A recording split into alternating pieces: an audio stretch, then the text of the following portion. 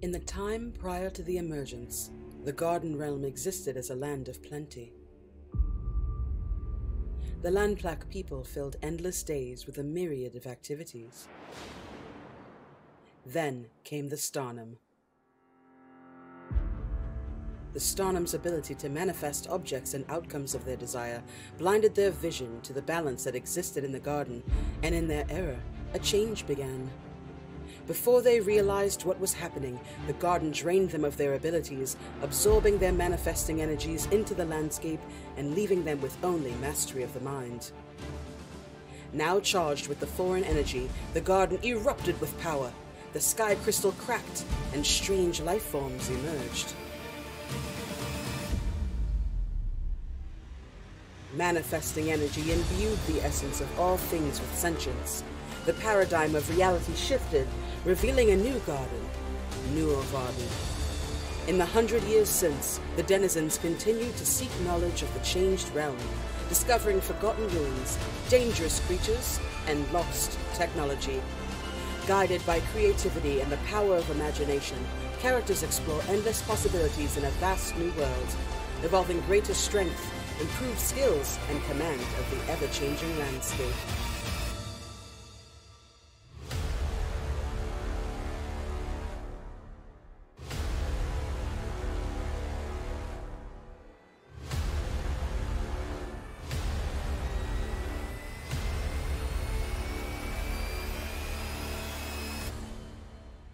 Nuovarden, manifestation in the time since the emergence. Thank you very much, and welcome everyone to session 2 of our adventure tonight. As you can see here, I am joined by my amazing cast, and we are indeed going to jump right back into Terrorforma, which is a Nuovarden original adventure written by me. Let's see, what can we say? Nuovarden is a non-medieval fantasy setting using a D4 system. All of it created by me and expanded on by my team, and we are in the process of developing it to bring it to the world so that you can all experience what a dynamic D4 system can do for you.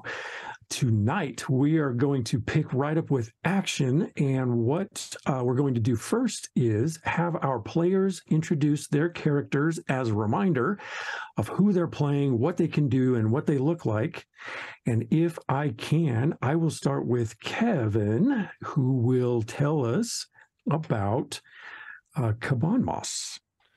Yes, absolutely. Thank you so much for having me back. I am Kevin, as he mentioned. I am playing Caban Moss, who is one of the Lenai, which is an elemental transmutator, manifester specialist, I guess you could say, who is genderless. They have a kind of light blue color, a bunch of different swirl striations, as if they are a prismatic stone type of look. And they're glad to be back, and I'm glad to be back too. So thanks for tuning in. Yeah, glad to have you here. Ian, please tell us who you're playing. Yeah, so I am playing Melosi, the Lamplok, from the Yalnuk tribe, more specifically. And yeah, I mean, his main focus right now is to strengthen the reputation of the Yalnuk clan, and making sure that they're one of the strongest of the Lamplok here. But slowly, and it already kind of shined a little bit to start using more of his head and his emotions than just more of his physical traits. I guess once you see him, the most noticeable thing about him is that in his chest and his upper shoulders, he does have intricate scarification designs on his body that he got after earning his name. So awesome. Fantastic. And you said, how tall are you again? Oh, standard. I'm the standard 6, or is it 6'6"? Yeah, 6'6". The standard 6'6". Just a little guy. Just the small little tyke there. I kind of mentioned in the first episode, when he went through the trial to earn his name, one of the few that wasn't expected to come back, but not only did come back, but came back with something big. So that's right. Thank you very much. Stephanie. I am Stephanie, and I'm playing Arithne. She's one of the Asgul, standing about 5'3". She is no hair, but they are covered in like fine downy white, I guess small hair over their entire body that they dye. And she has whorls of purple along her arms and blue dye patterns on her forehead and shoulders. And she wears these wind bracers that, based on how she moves her arms and their positioning, they play music that can help her in her abilities or as a distraction or as such. And she is out on this journey with her younger sister, looking to go on an adventure together and also find an old piece of lore from their tribe. Thank you so much. Speaking of sisters, Deb. Hello. I am playing Inazi, also an Asgul, Arithne's younger sister. She is a little bit more reckless and adventuresome than Arithne is, and gets distracted easily. Her patterns are on her skin and in her down are somewhat reminiscent of like waves of water and kind of wind swirls. She's wearing really bright colors that look sort of like fire, and she's really interested in the Lenai culture and the element discipline, but she uses song as her discipline and uses her voice to manifest various things. And she's looking to get into a little bit of trouble and looking for inspiration for her next piece of art. Wonderful. Thank you very much, cast, for introducing your characters. Let's do a little recap last time so we can remember how this all started. The travelers were en route from one range camp, hoping to find another when they identified a Wotan harvest camp. Wotan are somewhat constructs that were manifested out of the technology discipline, if you will. And they are somewhat robotic or droid-like, but those aren't terms that we really use here. They're Wotan. They have wooden frames that are embellished with metal and stone. They typically wear some sort of imitative faceplate that they think gives them something more of a relatable humanoid aspect, even though most humanoids consider them particularly uncanny. Their voices emanate out from this plate. They don't really show expression through facial features because they don't move. So whatever they've got on there is what they've got. But as we know, drama masks sort of do serve as communicating emotion, even though they seem static. A Wotan's not entirely unlike that. The group met Plankmaker, who took on something of a leadership role within this camp. And in the process of learning a little bit about what the Wotan were doing there and maybe what they could offer, a voice rained down from the mountainside up above, and shouts and insults were hurled at the camp.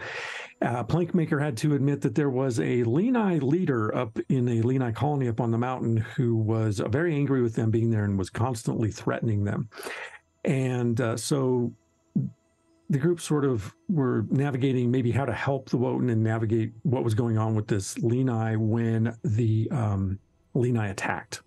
And a bunch of folks similar to Kabanmas came running into the camp and were slinging sleet and ice and stone and earth and wind and fire, and all this stuff was going on. And the group took on the party took on a little group of their own and were able to do a variety of manifestations that sort of quelled the immediate situation there. In the process of the overall camp battle, another group joined the fray, riding bird, sort of semi-mammalian bird-like creatures into the midst of the fight and chased off the attacking Lenai. And the group learned that that was the Vardien, a faction of land protectors led by a lamp-black woman named Katara, who came across a bit arrogant, a little bit full of herself, but nonetheless aided in fending off the Lenai. Again, as the group was trying to decide what to do, Woosham came down off the mountain. The leader of these Lenai carried on a platform by their people and met outside of the camp, halfway between the mountain range and the camp. And there was a bit of a tete-a-tete, but there was no budging on Woosham's part that the Wotan needed to leave. And at some point, 1 or 2 or 8 or 12 things offended Woosham, and Woosham decided that they'd had enough and marched off back to the mountain. The group further discussed with Katara and Plankmaker what they should do when, in the midst of that, the Lenai launched a second attack. And players, as you'll remember, when you looked up on the mountain range, there were numerous Lenai standing along the ledge next to large boulders that looked like at any time they could roll them down into the camp. And meanwhile, running and astride these large, bizarre creatures that had a massive horn that arcs back towards their back shoulders and plates seemingly in their body, separated by rivulets of magma or molten rock, which is magma. It came charging down, these smoldering beasts being ridden by some of these Lenai to attack the camp again. And that, my friends, is where we're going to pick up tonight as you face another onslaught. So group, if you will please look at your map, I'll switch it over, and you see that you are there at the north end of camp. If you will place yourselves however you want, Plankmaker is here. If you're good with that placement, I'll leave it. And as you see that this line of these large beasts called Rojun are marching into the camp, and it's not only you that they are confronting, but the whole camp. Is everyone placed? And does anyone have any questions or need any clarification on anything? Nope. Nope. All right. I do have a question. So I assume where the other Lee and I are posted on that corner of the map, that's where they're coming down from. That's off that's where the mountain base is. They are actually coming from here. Oh, okay. This side. Yeah. Okay. Well, then your key and I picked up my momentary placement so I could figure out what you are all doing. Okay. Well, then I'm going to move my guy again because I thought that was the front from where I was No at. worries. No problem. All right. And as you do that,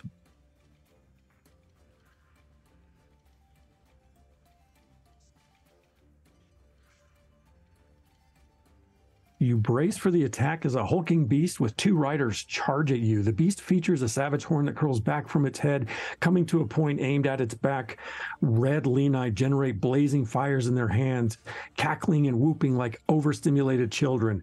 On their heels, you spy blue Lenai that come to a sudden halt, arms raised and hands shimmering. Ash drifts noticeably through the air and kisses your exposed skin where it melts into droplets of water.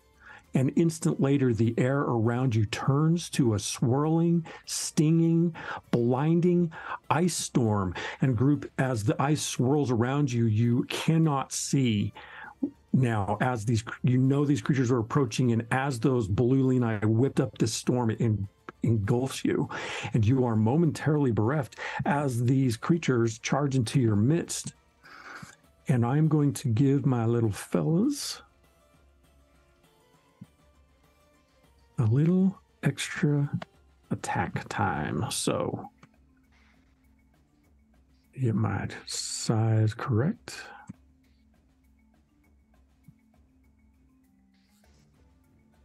I don't understand this. There we go.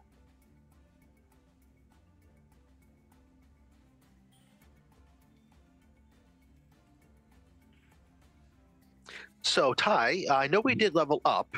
Well, excuse me, we evolved. Yes, you did. So we did gain some additional abilities. Do we have access to those additional resources, even though we were partially depleted from the encounter last time? The additional points that you gained in your ISI or PS are available to you, yes. Okay, perfect. Correct.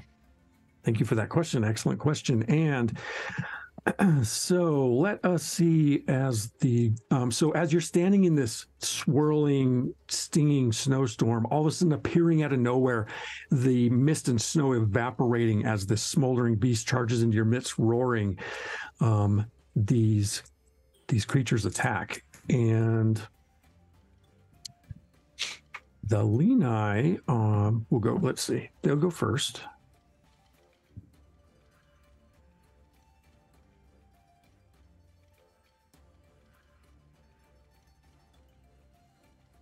And they are going to attack Melosi. Oh, Melosi looks like you're the you're on the menu today. Yeah, yeah. This is strategic. And they both cast these burning, smoldering rocks at you. Okay.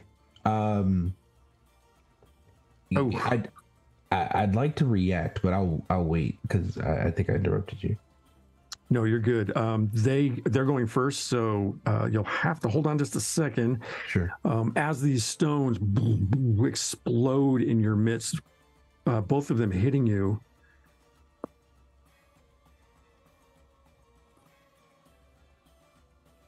For a total of 5 injury. Ooh. As you get rocked. Wow. When that happens, it slows you down for a moment and you're sort of disoriented. Your movement is reduced to 50% until the end of your next turn. One of them got a high success. Yay. Minor setback is all. And then, come on, Moss. Let's look at our map. Yes, I'm right there. You're right there. Yep. I'm right there. Yeah. So our that trampling, snorting beast that comes charging into your midst as well tries to headbutt you with the curve of that horn, and they hit as well. Ooh. For 2 injury. Oh, it's not nice, guys. Why would you do that? And then it kind of like a bowl, it makes a circle and stances up, and then charges Inazi. However, Inazi, by this time you have sort of picked up on what's going on, and you turn aside as it charges through and does not hit you. Now, group, you may choose your combat order. Oh boy. So who wants to go first? I'll take point just based off of the fact that I was the first one to get hit. Sure. Because Plus, you said you had a reaction, so that does make sense. Yeah. Yeah. I want to react to that. Ty, could you remind me how the self-heal works again? You can make a 1 or 2 die action, and if you do 1 die and you get a 4, you heal 1d4. You can apply primacy. If you get a high success, which is 2 4s, you can heal 1d4 and remove that slowed condition or the status effect that you're currently under. Got it. Thank you. Uh-huh.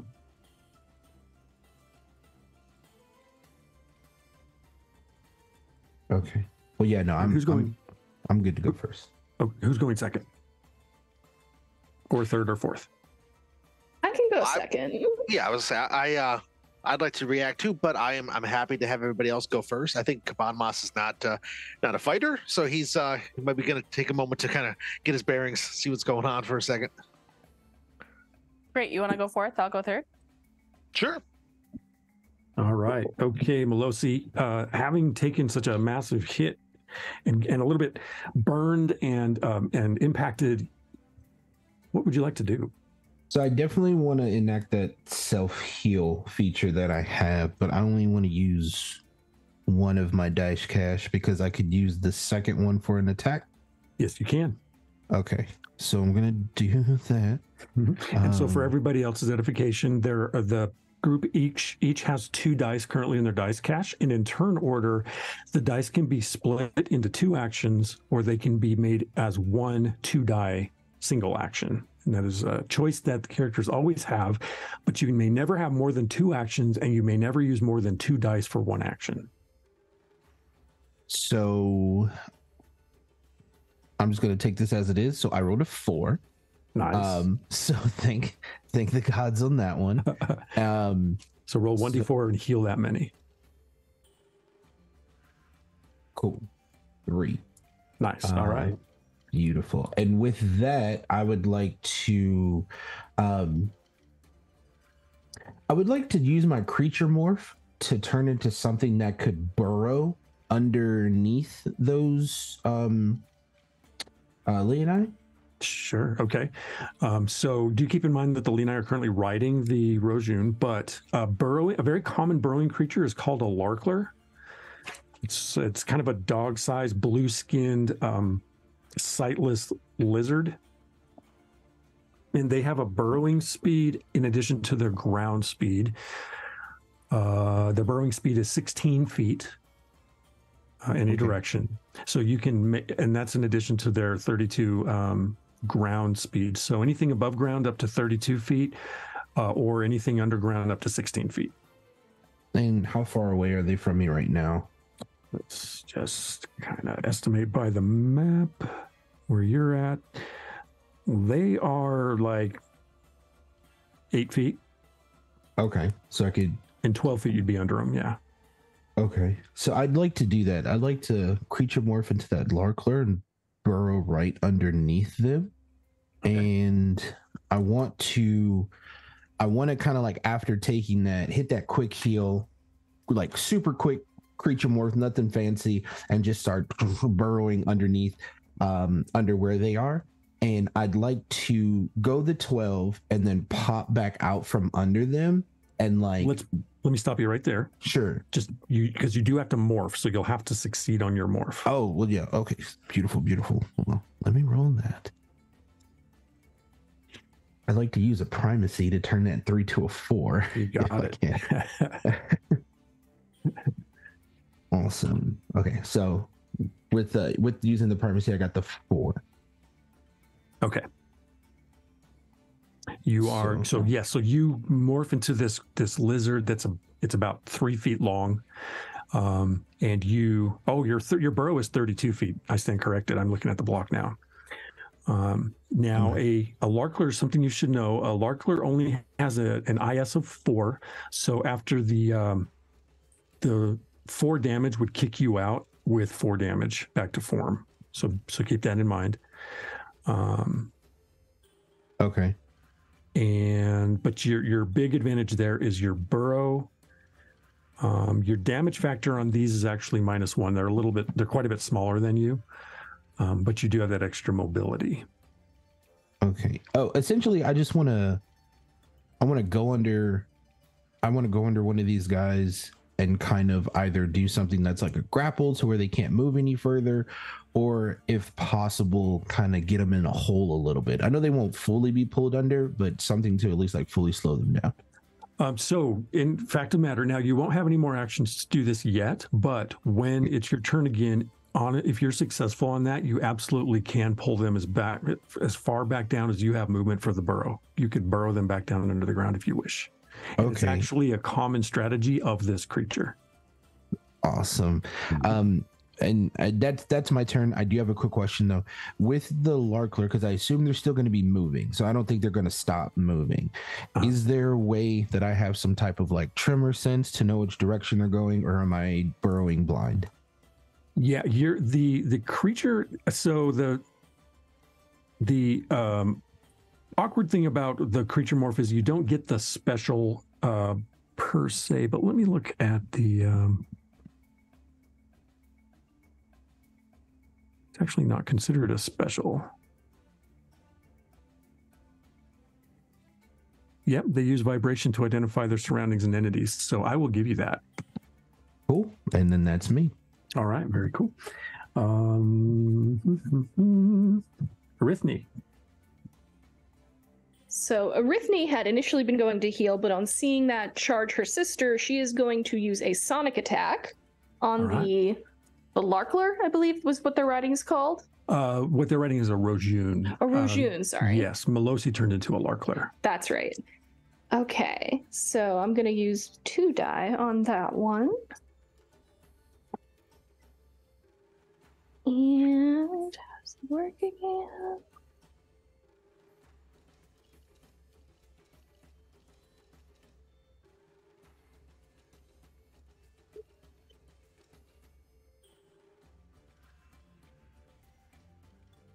So I got a 3 and a 2. So that means I miss unless I use a primacy. You can use a primacy to change the 3 to a 4. Or strategically, if it's up to you, you could also change a 2 to a 3 or a 3 to a 2 for recovery if it was more advantageous for you to do that. Oh, okay. Yep. And the recovery does... That's where you gain back, you can increase an armor factor, you can gain back an injury scale, you can gain back a primacy, you can end a negative status effect, or you can invoke a positive status effect. I think I'm gonna use a primacy to bump it to a 4 to do damage to it. Okay. Just given the situation. Yeah, you got it. So go ahead and roll 1d4 on damage.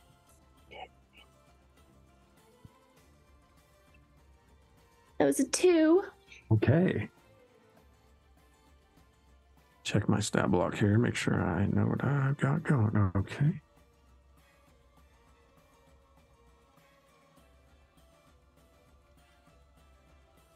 All right, as you shout at this thing, you can see sort of ripples go across its back. And you know enough the way that your manifestations work that when your voice hits this creature, the way that it ripples across its back, you can tell that it's distributing that damage across the plates. This is a tough mutter. Very cool. Okay. But Plankmaker is also standing nearby, so. That was 2 dice you did, or 1? You did 2, right? Yeah, I did 2 for the attack. Okay. All right. So it goes, and the creatures go as well. I'm going to roll a die. I'm going to roll 4 of these and see how the target distribution goes. All right. So Molosi, Anazi, and Arithne are targeted. As that creature spins around after you shout at it, you get its attention and it runs toward you. And as it runs toward you, the Leni that are hanging on the back are like, woo, and they're looking at other directions, and they're like rounding up their fire and getting ready to throw it. Again, the chaos is also surrounding you all around the camp. The Wotan are engaged in this fight as well as many of these beasts. They're trampling Wotan. The Wotan are knocking Leni off of the beast. They're ganging up on the beast and trying to fight some of them off. But the chaos is complete, and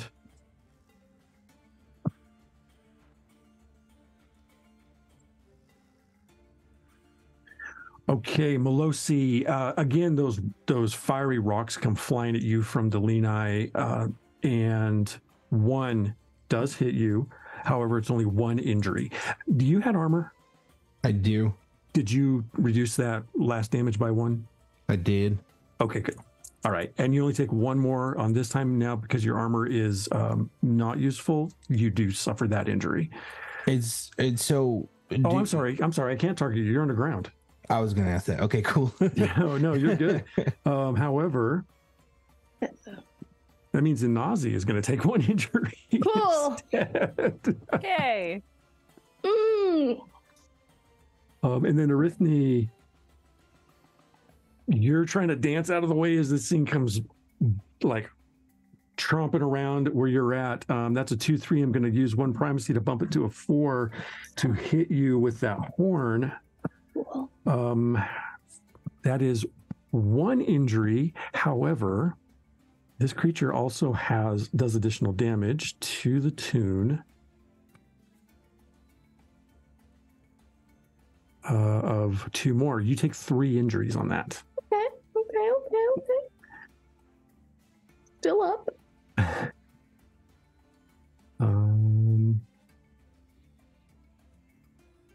And so that means either Cabanmas or Plankmaker.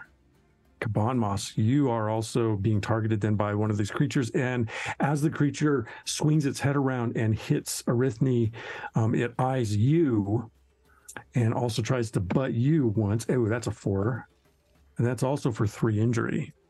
Okay. Yeah. And that is those guys' turn. It is now Inazi's turn. Great. Like Arithne, she had kind of initially planned on trying to lull the Rojun to sleep, but seeing her sister get hit pretty severely, she's also going to do a sonic attack. Okay. Yeah. That is a 2 and a 4. All right, the 4 hits. Yeah. Excellent. So roll your d4 damage as you scream at this creature. Also a 4. Oh, very nice. All right. Yes, So as your voice tears across the creature, you also see it start to ripple over those plates. And then one of them lifts and flies off and exposes sort of the underneath as you get through that armor and injure it. Nice. Was that was your one attack? Do you want to move? You're good where you're at? I'm going to move back just a little bit. All right. Like here.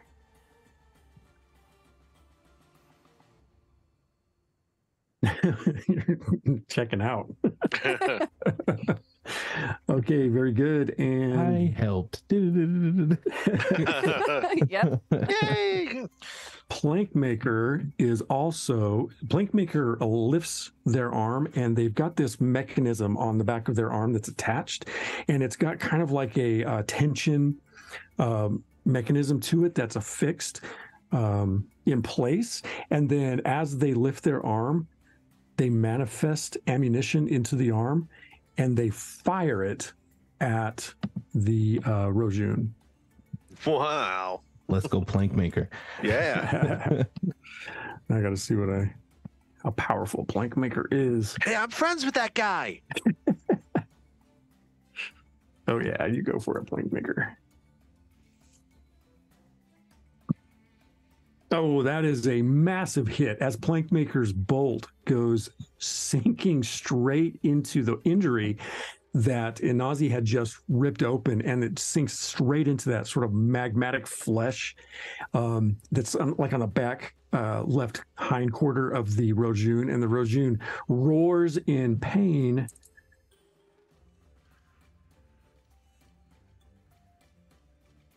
As it takes 4 injuries.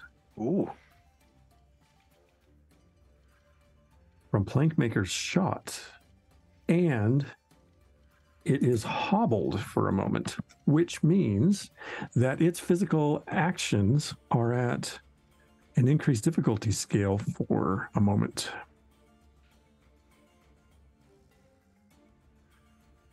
This little guy over here so I can see my thing.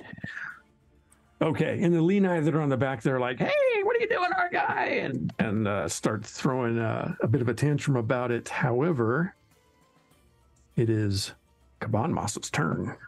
Okay, excellent. Well, those hits that I take, they really hurt. I'm down to 1 IS. So, ow! Oh! No! And I'm going to look around real quick, and then I kind of get an idea in the moment. I'm going to try to affect the light of the area around these Lenai on top of the creatures that are coming towards us. I want to try to obscure the party by shrouding them partially in darkness so they can't see us as well. Okay, so more so accurately, affect the light, basically, and turn it dark. Is that what you're saying? Yeah. So more accurately, you're actually going to bereft the Lenai. Mm-hmm. It sounds like now with an 8 foot, you have an 8 by 8 foot area. If you want, you could actually catch all of them, including the Rojun in that. Of course, the Rojun is already hobbled for the moment, so it wouldn't actually have a stacking effect other than it couldn't see. So so go ahead and give it a shot. Are you going to do 1 or 2? I'm going to do both of them. Yeah. Okay. Okay. That's 2d4. That's a 3 and a 4. So that's I'm going to use a primacy to make that 2 4s. All right. So you want to engulf them completely? Oh yeah. You got it. Yeah. So we're going to see that basically, you know how when the light reflects off of ice and snow, how it's really bright and it gets really pretty much it gets made stronger. It's like I do the opposite. I somehow turn the light in on itself so that all the areas where the light would be beaming out, it gets shadows almost seem to come out, and the area around them from their partial ice storm starts to actually work against them and obscure their vision as it bounces and flies around the air. Awesome. Nicely done. Okay, I'm going to do one other thing here. Yeah, and so as that happens, they squeal in frustration, and gonna move up some more Wotan to help out here. And you do that. So very cool.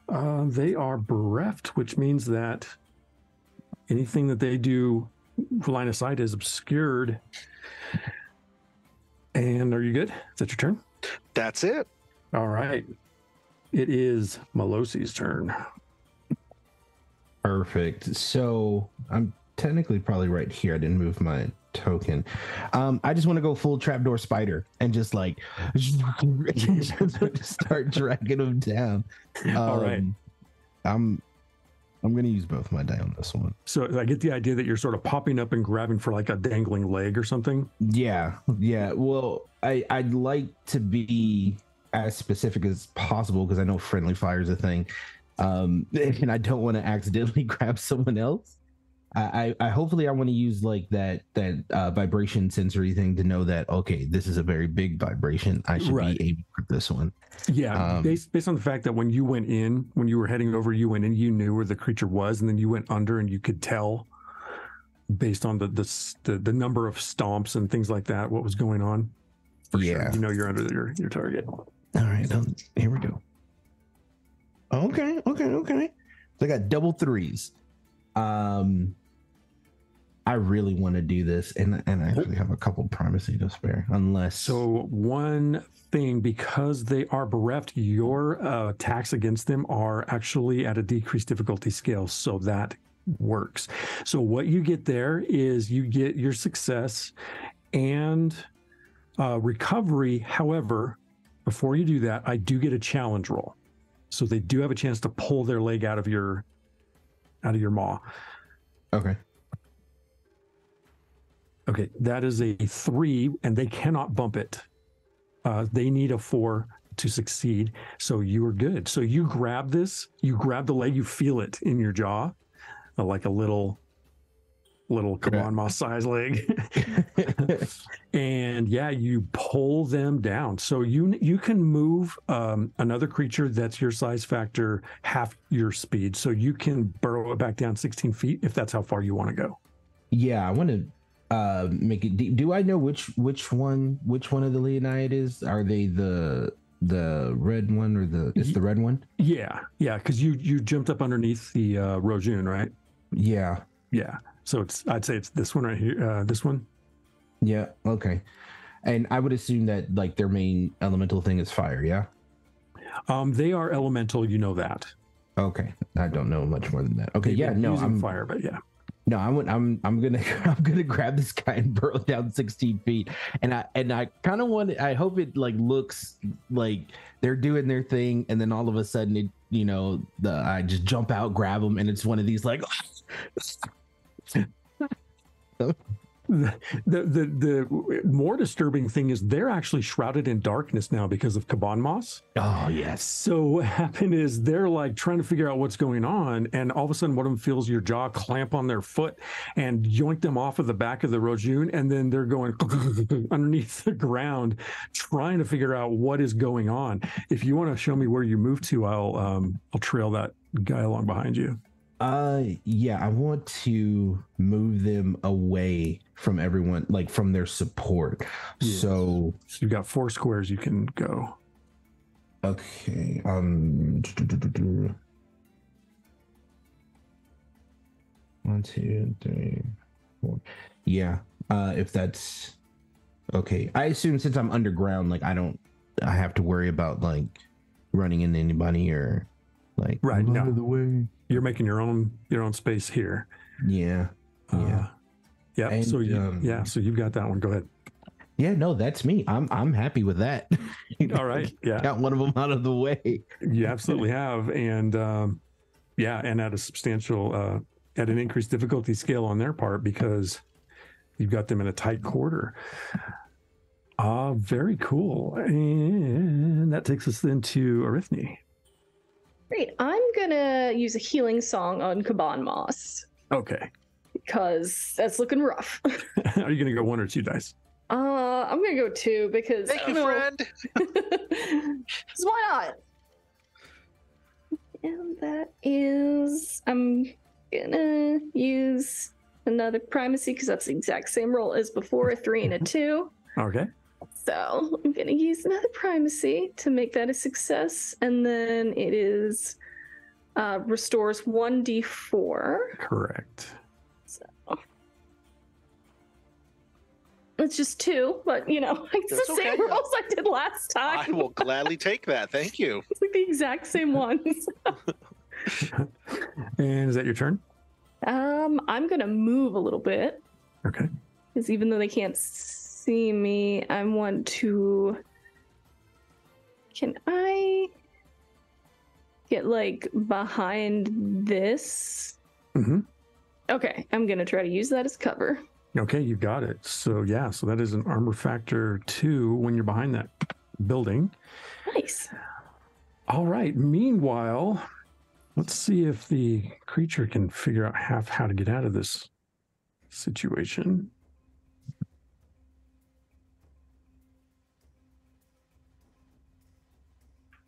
It goes charging this way, scattering.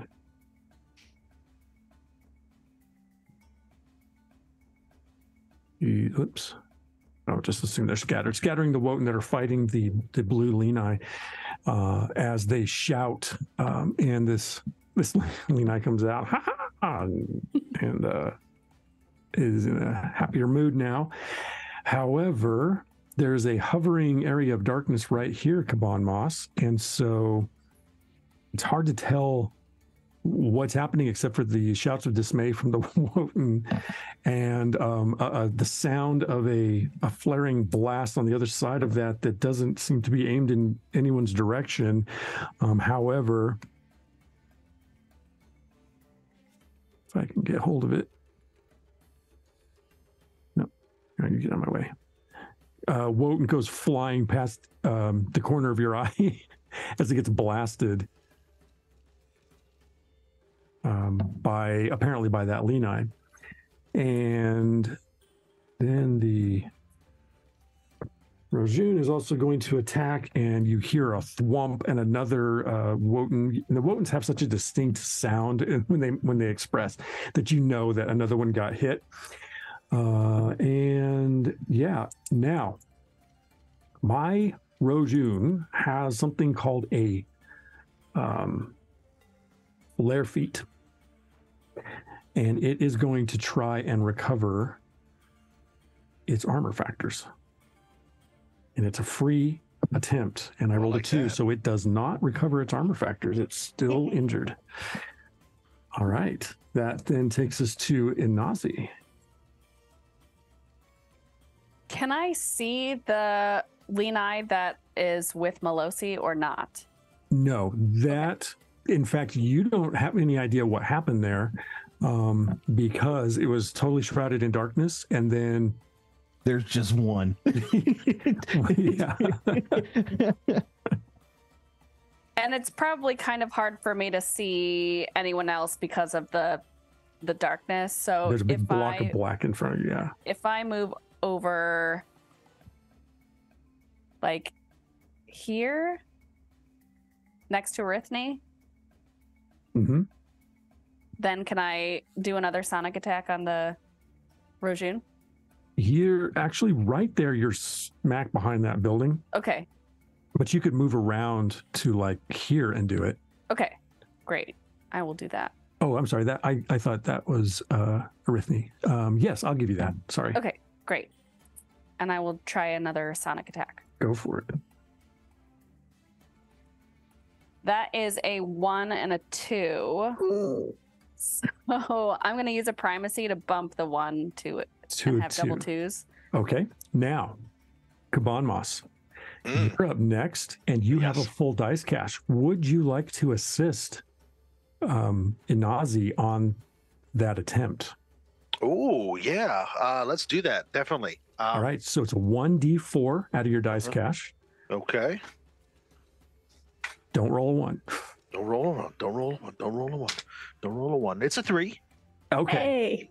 All right. Not a So 1. primacy does not apply here. A key point would, if you wanted to bump it to a success with a key point. Otherwise, in Aussie, you get your recovery option, and that's it.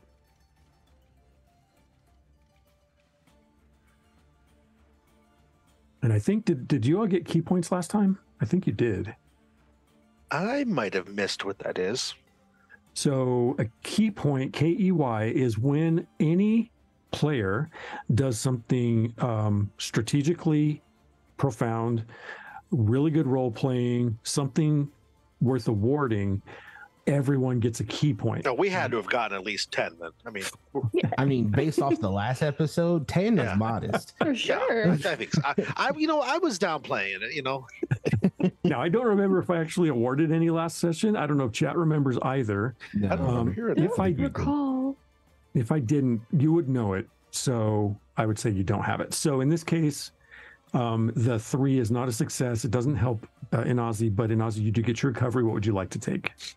I would like to regain a primacy. You got it. Good call. Excellent. And that's your turn? Yep. Do you want to stay behind cover there? Yeah. And no, Plankmaker. Mm-hmm. Let's see what Plankmaker's going to be like. Oh my goodness, there's a thing in the way. 1, 2, 3, 5, 6, 7, 8. Stands next to the injured Wotan that's standing there and takes a shot. That is a 2-4, so Plankmaker hits again. 2 more injuries. All right, and now Kaban Moss, it is your turn. Okay. So since I see people are leaving and kind of running around, I'm going to go ahead and I'm going to just drop that effect, the shadowy type of stuff that I have going on. So let me clarify for you. Huh. Do you want to use an action to drop it? Because otherwise it fades on its own at the end of your turn. Okay. No, I don't want to force it. I just want to I don't want to keep manifesting it, basically. Okay. All right. So it will end at the end of your turn. Okay. So what I'll do is, for my action, is I will, because I just have 1 die in my cache now because I helped an Aussie, correct? No, it's the start of your turn, so your dice cache renews. Perfect. Okay. Yep, which was why it was Cool. strategically great for you to do that. Nice. All right, then I will. I'm actually going to, as I hear them all moving around, and I know that there's activity going on. There was something I was going to do, but our friend Plankmaker ran out of range of me. So I'm actually going to say, "Hey, wait a minute!" and I'm going to run over to him. Okay. And when I get over to him, I want to try to manifest electricity out of the air into his arm gun thing that he's doing, so he can shoot that as part of his ammunition. All right. You want to empower it for increased damage. That's right. So the way that works is you will add 1 damage factor of electricity on a success or 2 on a high success. Okay. So I'll do both the die then. That I can try to get that high success. All right. The bad thing about D4, sometimes they're like, I know. You need to get some of those roundy D4s that they make. okay, well, it's 2 and a 3. I'll use a primacy to make it 1 success. That way there's at least something going on. You got it. All right. And the cool thing is now Plankmaker will have that effect for their next round. And let's see. So you're doing it now because it goes away. Well, actually, they'll have it for their next turn. It'll go away after your next turn. Right. A lightning bolt on Plankmaker, and good. Are you done? Yeah, that's it. All right, Melosi, you are back up now. Awesome. What's the size differential between me and this Lena in this hole right now? You know, it's not that big. It's a couple of inches between you and the Lenai. Now, mechanically, the size factor Let me double check. I believe you are the same size, basically. Dang. Okay, so it throws my idea out the door. Perfect. So while we're in this deep dark hole, I want to go for their neck. I'm not playing around. All right, you're gonna give him a big old bite. Yeah. My initial idea, depending on like the size difference, if I was significantly bigger, I was just gonna go, can I just eat this thing? Like, just Swallow it up. right? But yeah, I'm gonna go for I'm gonna go for a bite attack, like primarily focusing around their neck. Okay. When you let go, when you bite, you will let go of that grapple effect. Be aware of that. Okay. Or I could claw at them and they would still be grappled. Because that's technically fair. Okay. Then I'm gonna do that. I want to get some damage on this guy. All right. Okay. These dice are terrible. 3 and a 4. You want to bump that 3? I do. I don't have enough primacy right now, so double 4s with using additional primacy. Very nice. All right. Roll that damage. 2 dice of damage. Okay. Oh, I mean, I could have used that before. What is that? 6. 4 and a 2. Oof. Okay. You make short work of this little guy. Even with the decrease of your damage factor, you still do 5, and that is enough to shred the. So you got a hold of it, and you just and take care of that business right there. Perfect. And then I guess before I end my turn, I'd like to move. Okay. I'm still at 32, right? You said burrowing speed was 32? Correct. Yes, it is. And you used 2 dice on that, correct? I did. Okay. Okay, so 2. Nope, I don't want to do that. I'm actually going to go right beside Kaban Moss, still underground. Okay. If that's acceptable. It is acceptable. However, okay. As soon as you finish, you turn back into Melosi. Oh, I'm in a hole. Damn. You're underground, like crunched into this hole, and you know you're gonna have a hard time breathing here in about 2 shakes. Hey, and you know what? This is a decision that I've made, so I have to deal with it. Okay.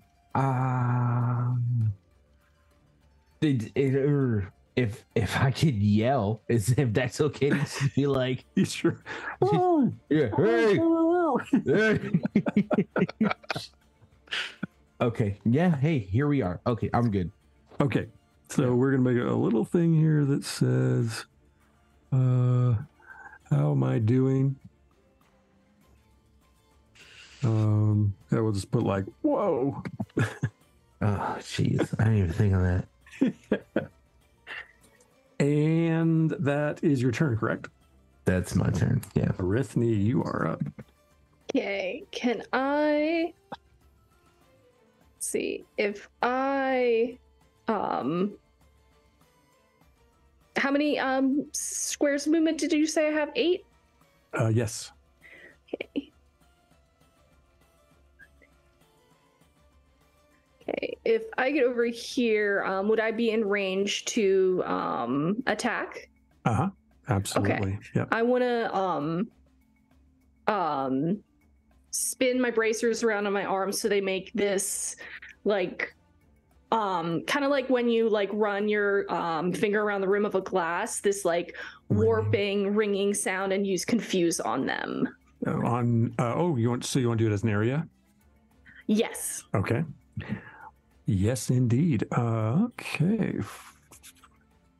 Go ahead, and you can do 1 or 2 dice on that. I'm gonna go 2 and see if I can roll a different numbers this time. And as a reminder, because it is a status attack, they will get a challenge roll. So that was a 4 and a 2. Okay, so you are successful as you attempt to confuse them. And with your confusion, what are you hoping the outcome of that is? I want them to be like disoriented, so it either like slows them down, or like they have to take a few moments longer to attack, or it might be better them to like lose their sense of direction of where we are. So maybe that makes more sense. Okay, automatically, what it does is it imposes the afflicted status effect, which means that their dice cache gets cut in half. Nice. So, yeah. And they both failed. Awesome. So please track for me. That will last until the end of your next turn. Okay. And then if I just hop back here, am I covered by whatever that is? Or that is a Wotan. Oh, that is. Okay. Yeah. I think I only took 4, so I can hop back behind my cover. It was 1, 2, 3, 4. Yes, so I'll use the rest of my movement to get back behind cover. You got it. Okay, very cool. Nicely done. And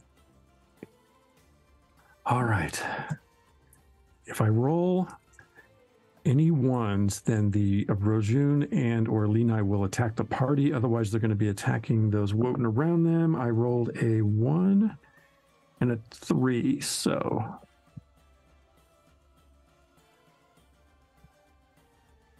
the Rojun takes umbrage to the stuff going on around it, and in its confusion and disorientation, it does charge at Plankmaker.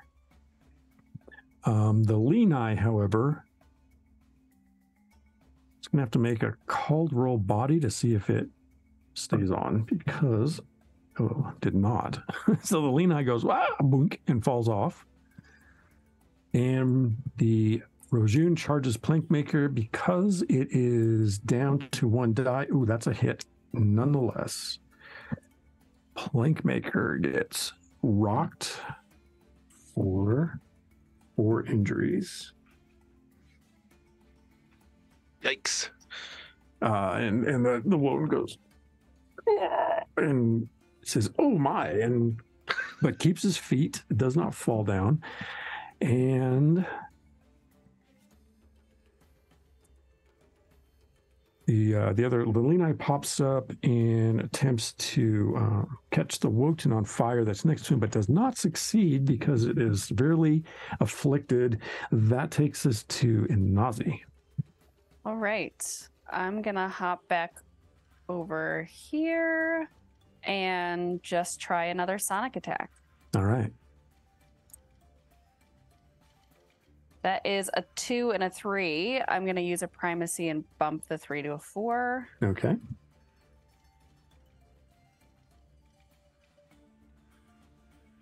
And I rolled a 2 for damage.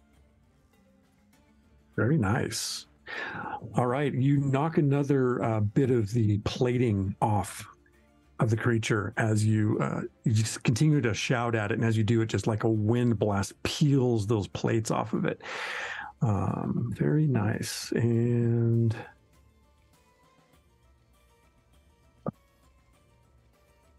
okay, does not recover anything, so that takes us to Plankmaker.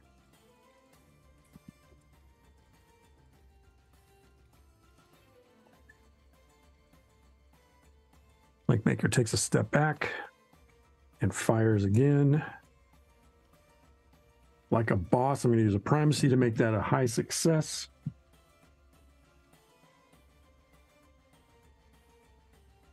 And having plenty of places to embed the bolt. Oh, and they've got that electrical damage. Yeah. Plankmaker does 6 injuries. Oh, yeah. On the Rojun, and its eye is glowing fiercely. It is not down yet. However, it's hobbled again. So, no, it's not going to be hobbled. It's going to be slowed because it's already at a decreased or increased difficulty or the affliction. So, Cabanmas. Okay, I don't possibly hear Molosi under the ground, muffled. Give me a called roll body. Called rolled body. Okay, so that's basically just a D4? 2d4. 2d4? Mm-hmm. I don't have a disciplined body, obviously. Right. Oh no, it's 2 1s. Okay. All right. So yeah, no, I don't know. You don't. You're there's so much going on around Yeah, you sure. that mixed into the chaos and cacophony around you, there's maybe this low humming murmur, but whatever. Sure, okay. Don't know what that is. Yeah. And you can do what you wish to do. Okay. I see that the Rojun is looking pretty hurt, so I want to actually look around, and I'm going to, as the energy kind of fizzles, is starting to fizzle on Plankmaker's arm, I guess you could say. I want to look around, and I get an idea in the moment. I see it's right next to this stump-looking thing on the map here. Is that an actual stump? I forget exactly what that is. It is a tree stump. Okay. Not sure how, if this would work. I want to try to affect Earth, and I want to try to uproot it and then like pull it towards me so it'll smack into the back of the Rojun. Okay, so you basically want to hit the Rojun with the stump, like pop it up in its face and pull it towards you. Right, yeah. Yeah, that certainly is. Give it a shot. Cool, all right. So something this crazy, I'm going to have to put 2 into it, both, obviously. So both my dice going.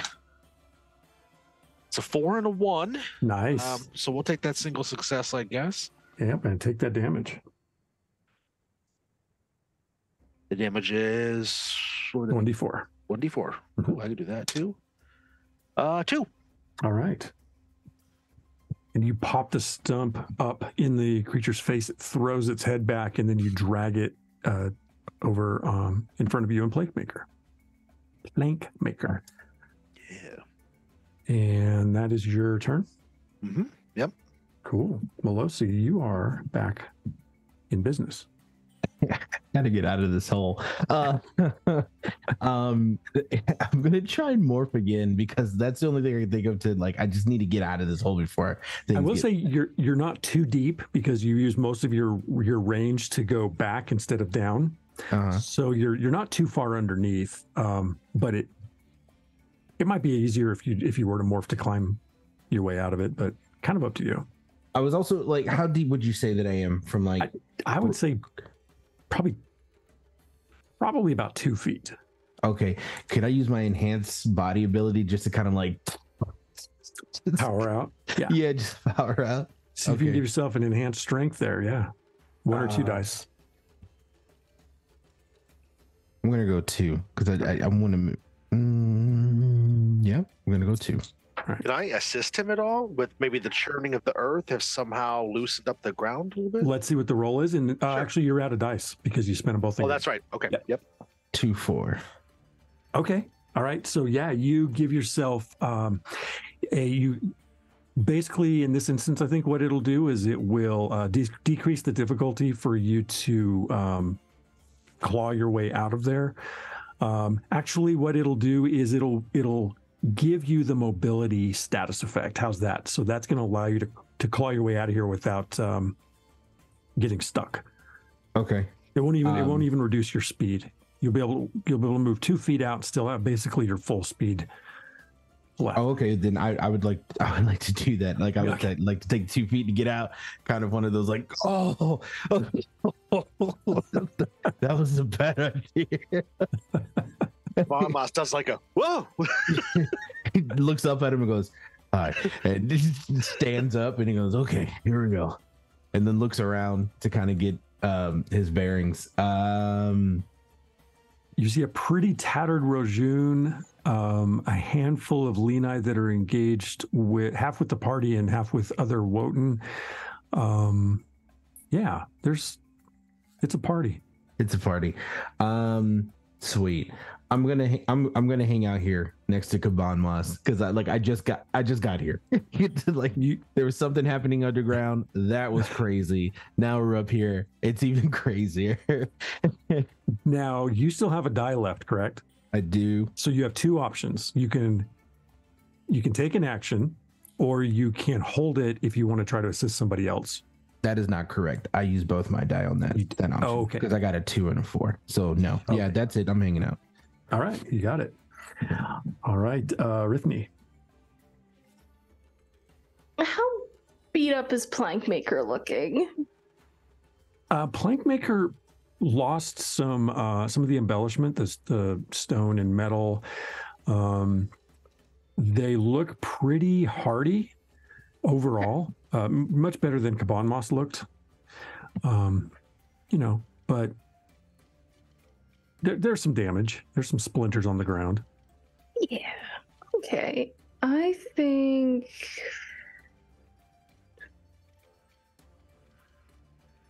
Is anyone low on health at the moment? I'm trying to see if you noticed anybody get injured. Where you're at, you're behind the building? Yeah. I am, yes. Yeah, you don't have a good assessment of that. Okay. Rojun looks hurt. Maybe you should heal it a little bit. Yeah, just undo that progress. Yeah. That's a good idea.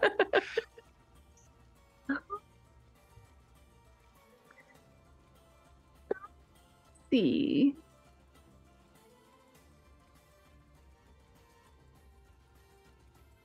Why not? I'm gonna pop out again. All right. And I want to cast. I think I want to try to use sleep on one of the Lenai over there. You could do that as an affected area if you wanted to try to get. Then yeah, why not?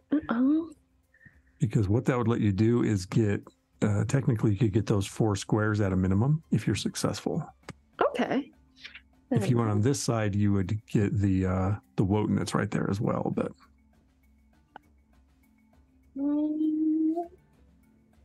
yeah, I'll go with the. So in the first one, I can only get 2 of the Lenai, and in the second one, I can get the 3 Lenai plus the Wotan. Let's see. Could you if you had a high success, you could reach the 3rd Lenai because your area effect is 8 by 8. Oh, okay. But if you get a high success, it doubles. Gotcha. Yeah, we'll use 2 dice. And let's see. You had something else going right now, right?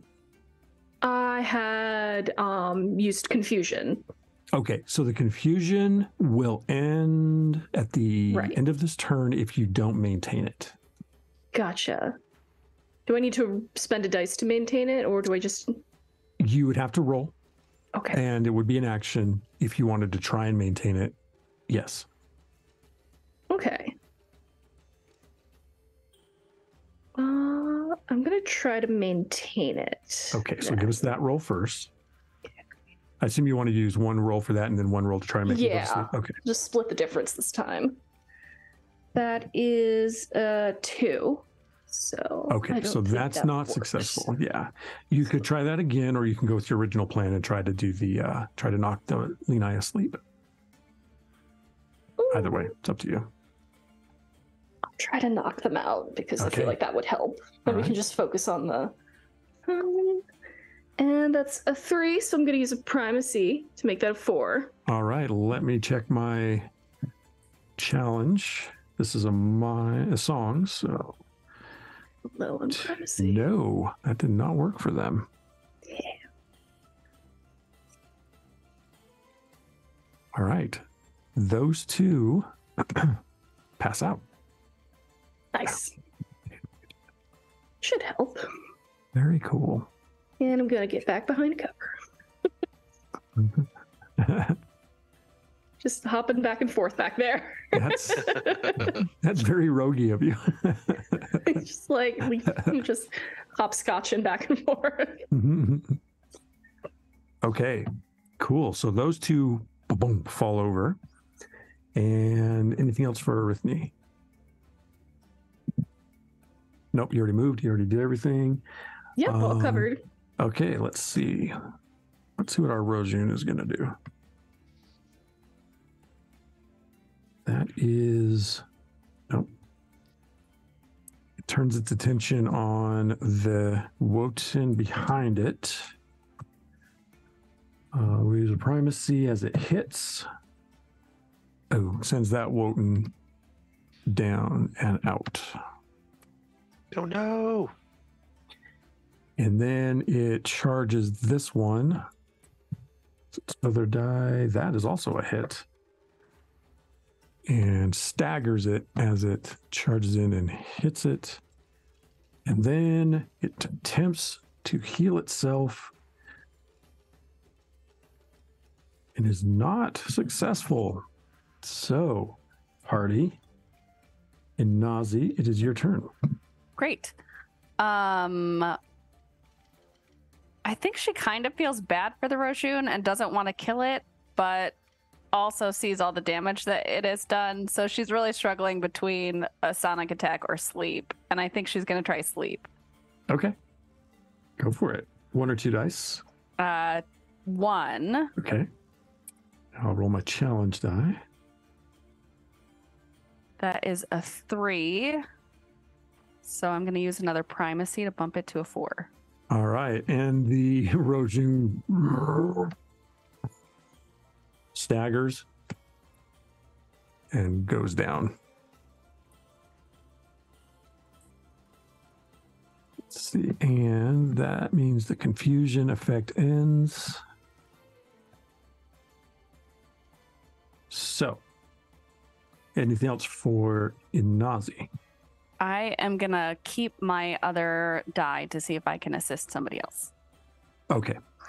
Plankmaker moves up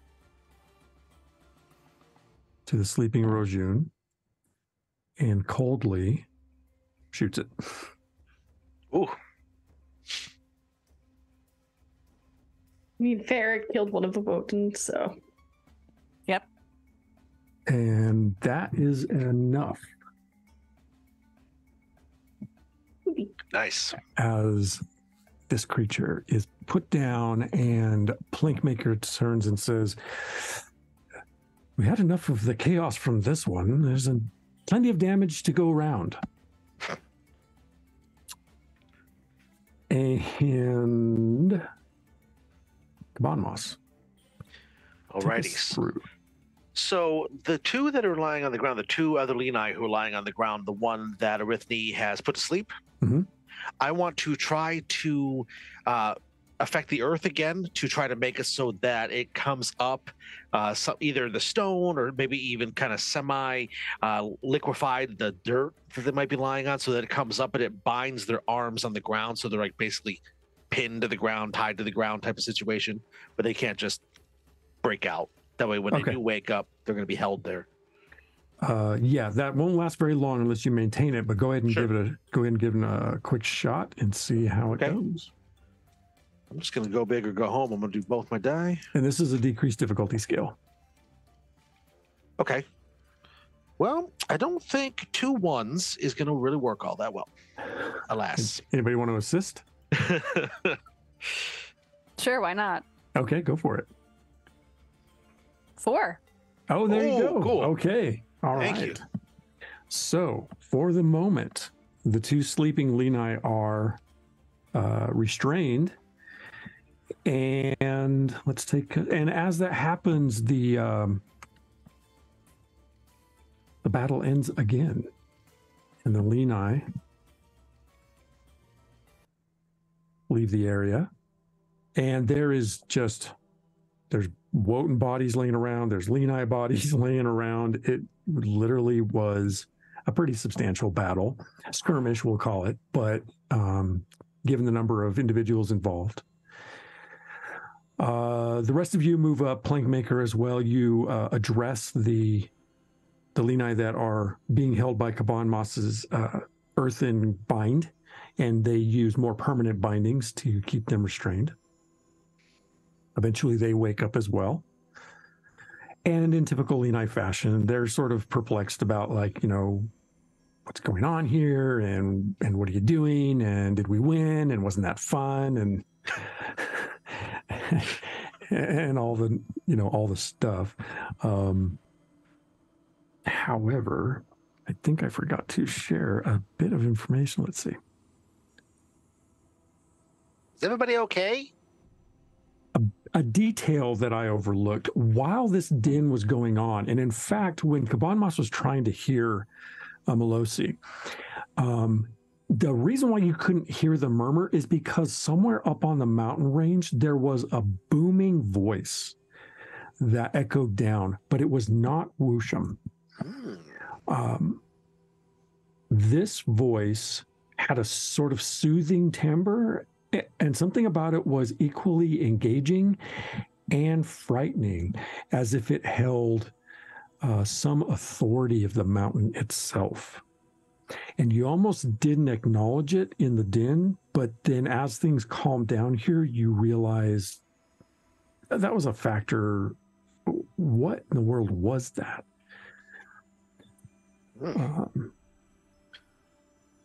And as the last of your opponents fall back and you gather your breath and assess the damage, fires burn randomly and injured Wotan drag themselves through the carnage and assist in repairing themselves and each other. And scanning the ridge line, you note the strange absence of Lenai forces. The boulders remain, but the people themselves are gone.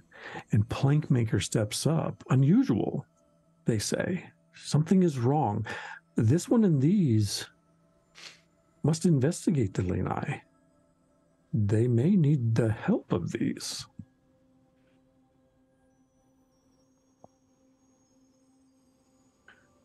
Where did everybody go? Was it that voice? Did it scare them off, or? It seems the voice had something to do with it. It's unlike anything this one has ever heard before. Could you make out what it said? I did not. It was not clear to my hearing. It was, however, authoritative, unlike the way Wusham spoke.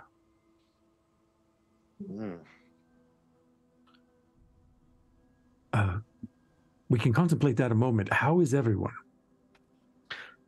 Well, I've been better, but luckily, my friends helped me out a little bit. Thank you, Arithne. The heat of the moment. I don't know if I thanked you then, but thank you. That was No problem. It's what I'm good at sometimes. Yeah. Anazi, thanks for helping me at the end there. I could feel you gave me a little boost with my powers. That's teamwork, and that's Your that's the way powers to are do it. great. Yeah, You were wonderful in Aussie. I do what I can. Melosi, where did you get to? I lost sight of you in the fray. Yeah. Well, he was in the ground. He came up right next to me, just by knocked me over. But luckily, there I saw him, so it's okay. But I don't know what he was doing down there. What were you doing down there? It's kind of weird, man. I was having lunch.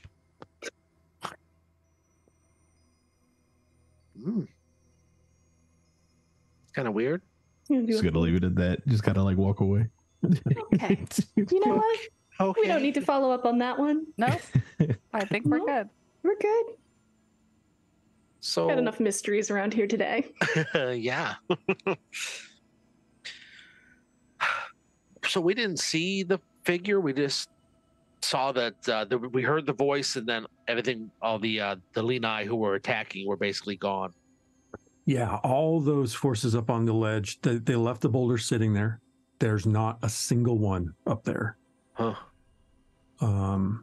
Yeah, and the ones that retreated they're scrambling up the mountainside now, but they're not being greeted by any of their companions.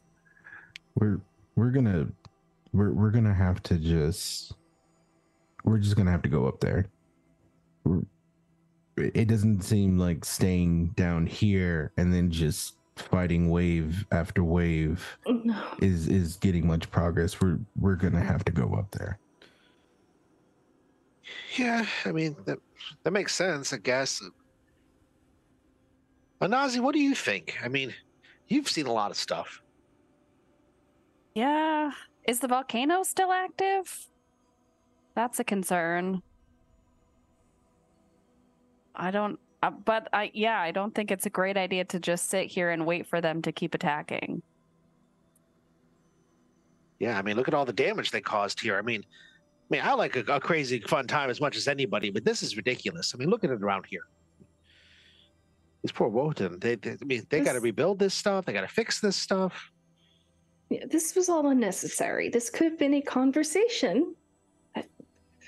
Well, we tried that, but Wusham, We did. he's unreasonable. So, I mean, we can go up Katara- there. I mean, Katara and Nuovarden come in as well, and they collect over on one side. Also you're having back. Hey, we could have used your help. Where were you at? We were out there. Oh. Well, I mean, did you see? We had the big thing, and it came at us, and Melosi was in the ground. It was...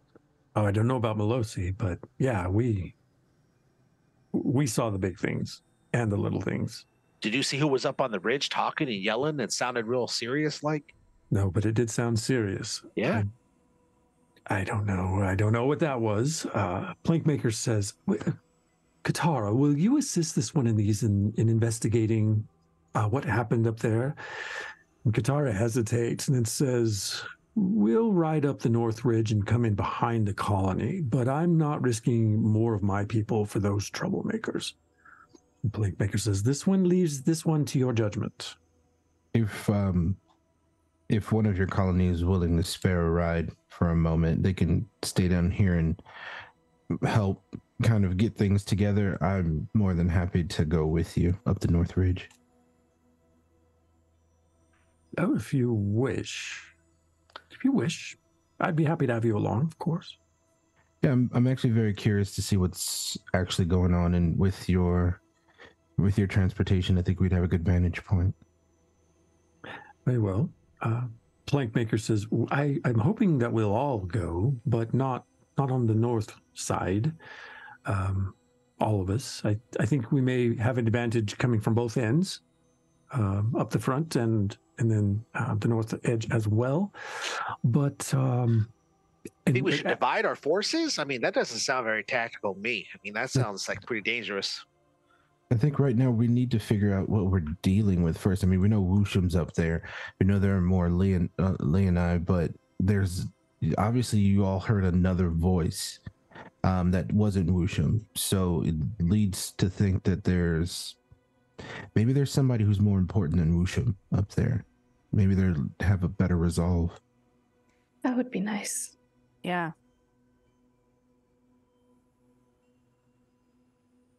Maybe just the two of us, Katara and myself, for right now. We won't stop. We'll maybe just survey the area quickly. Katara says, I'm bringing the Vardian with me. I'm not going up there unprepared.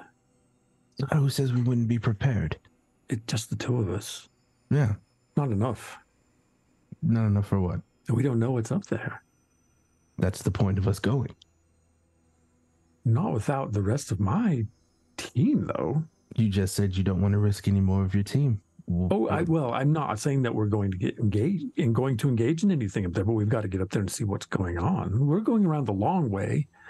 If everyone else is going up the front side. If we're not going to engage anything and we're just going to look like we had discussed, why do we need everyone? Why can't it just be the two of us? Because we don't know what's up there. That's why we're going to look.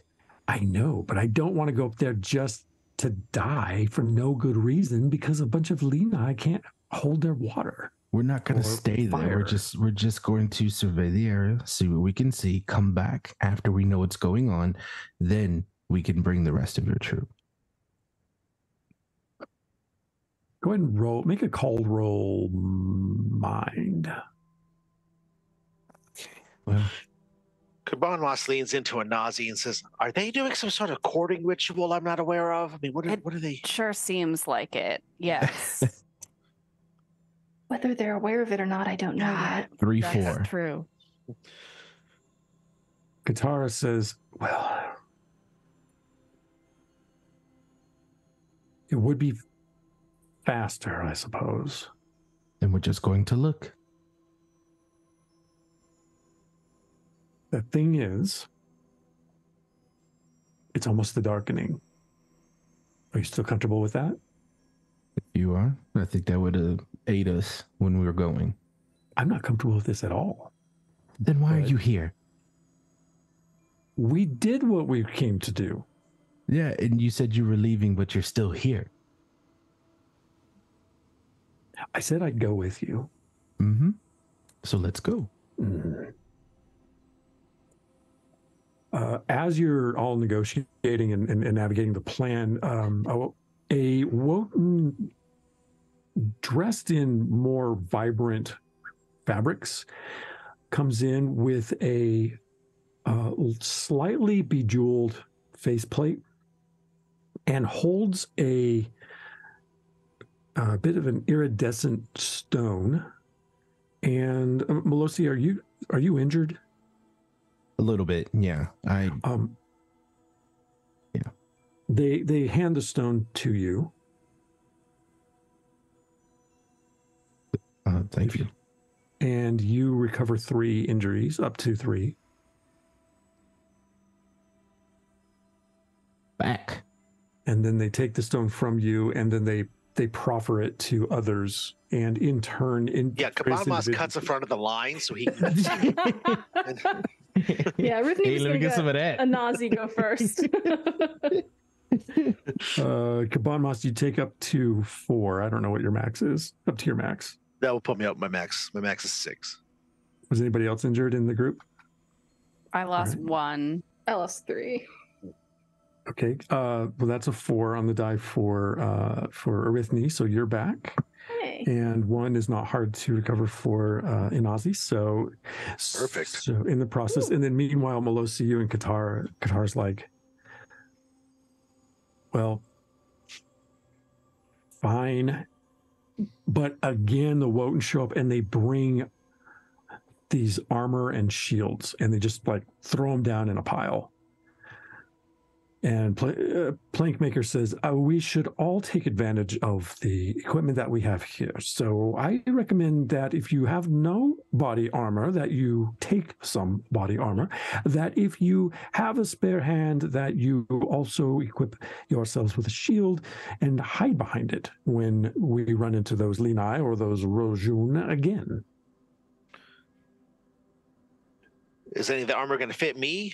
I mean, we can tailor it. Oh, never really worn absolutely. armor before, but you know. Plankmaker walks over and picks something up, and it literally, there's a manifesting glow around it, and shrinks it down, and then plunks it over the top of your head, and your arms pop out. And Plankmaker says, "There." How does it feel? Feels weird. I mean, it feels. I mean, I'm used to being out and free, and I think you got a shell now. it's a little binding. It's kind of tight, but maybe I'll get used to it. I don't want a shield though. That's kind of. You look great. Like loses his balance. He has to go back and forth, catch himself eventually. Oh, yeah. Okay. All right. Yeah. No shield though. No shield. None required. So who else wants to armor up? Is there some that looks like something Katara's wearing? It's pretty rudimentary. Okay. As far as that goes, you know, it's armor, so it's got a little bit of, it's bulky to some degree, but it is leather. It's a basic armor factor 1, so it's not super well, you know, super embellished or anything. But okay. All right. Everybody who takes body armor can have an armor factor of 1. Anyone who takes a shield can have an armor factor of 1 that stacks with any armor factor that you have. Also, Melosi, the Wotan repair your armor. And if I add armor to it, would that stack? You wear armor already, right? Kind of, yeah. Yeah. So the shield will stack with whatever armor you have. And if you add armor factors like via recovery, they stack as well. Up to 4. You can't have an armor factor higher than 4. Okay.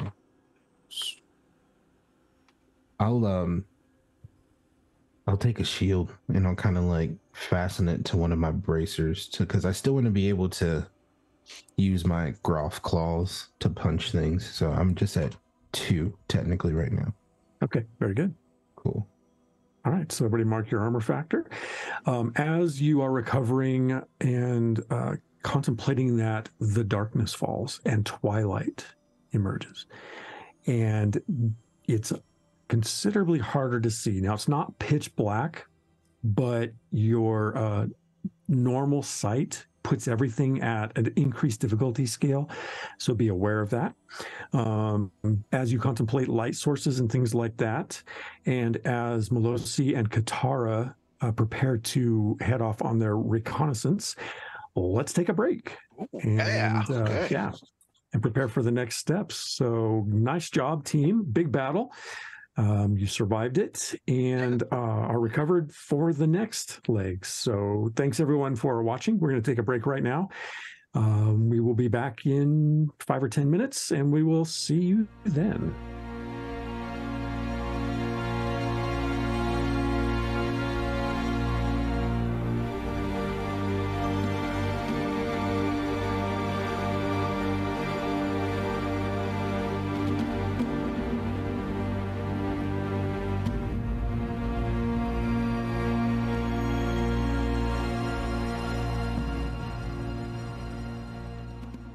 Ta-da! Here we are. Hello, everyone. Thanks again for joining us tonight as we power through what opened up as a pretty fierce battle, the second attack of the Lenai on the Wotan camp.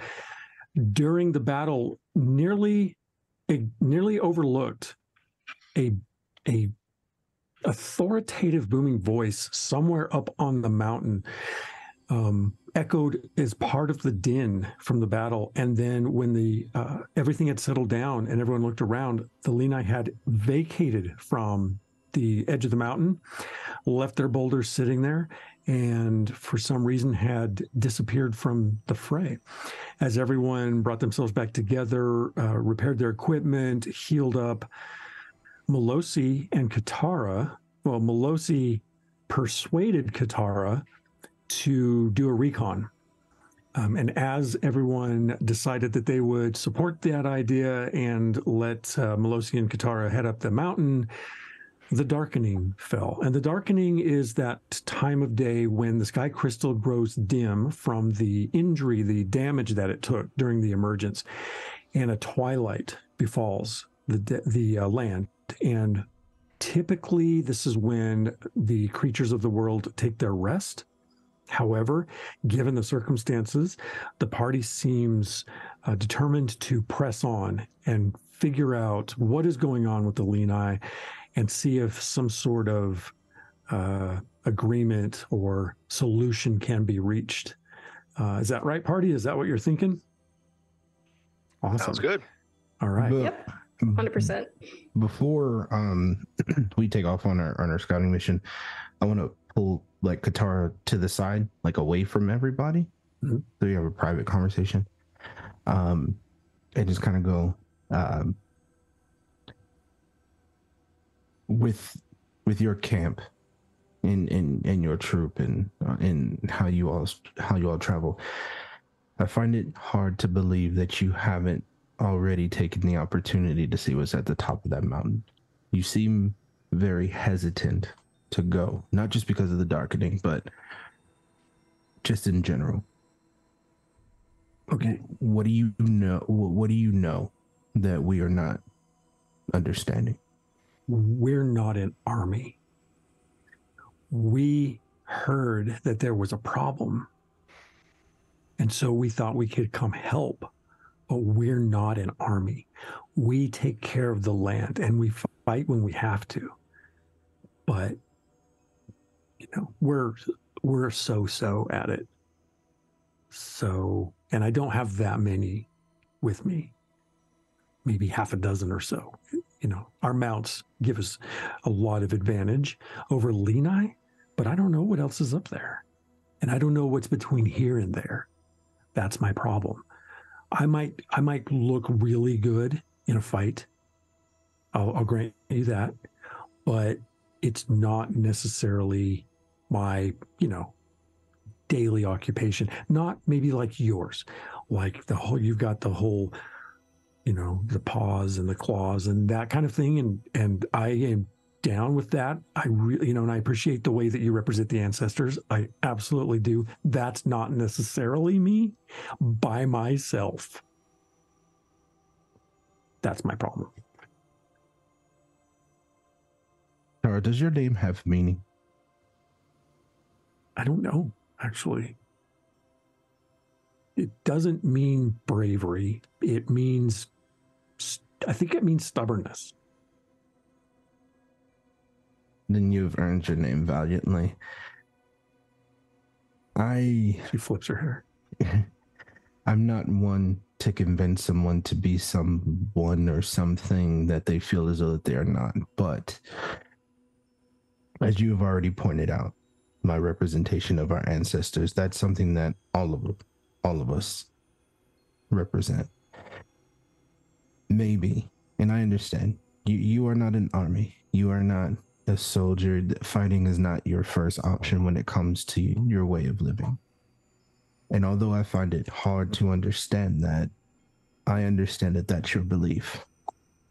But maybe sometimes you need to stand on something stronger than your own stubbornness. This might be a good opportunity to earn your name.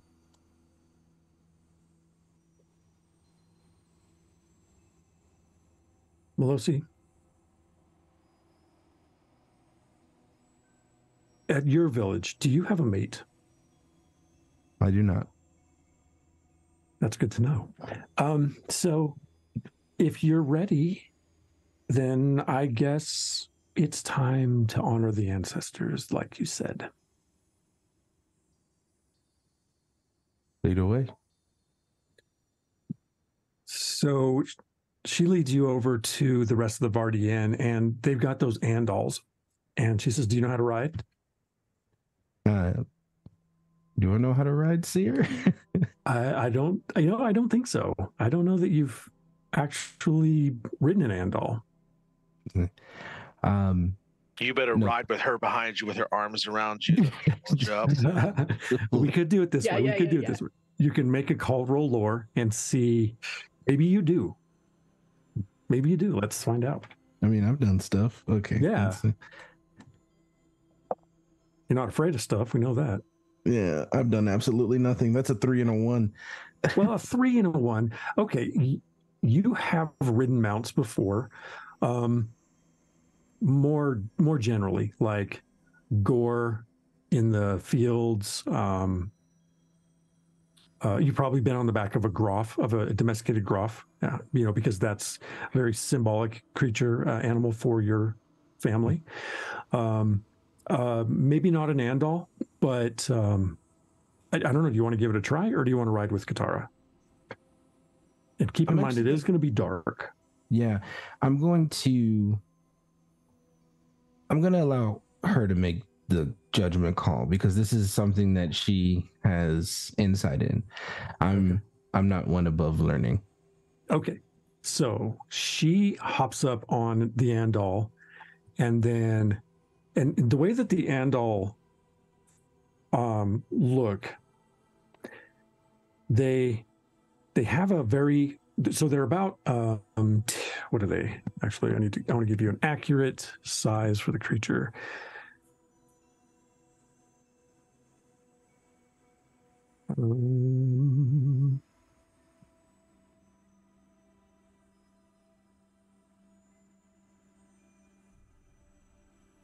There we go.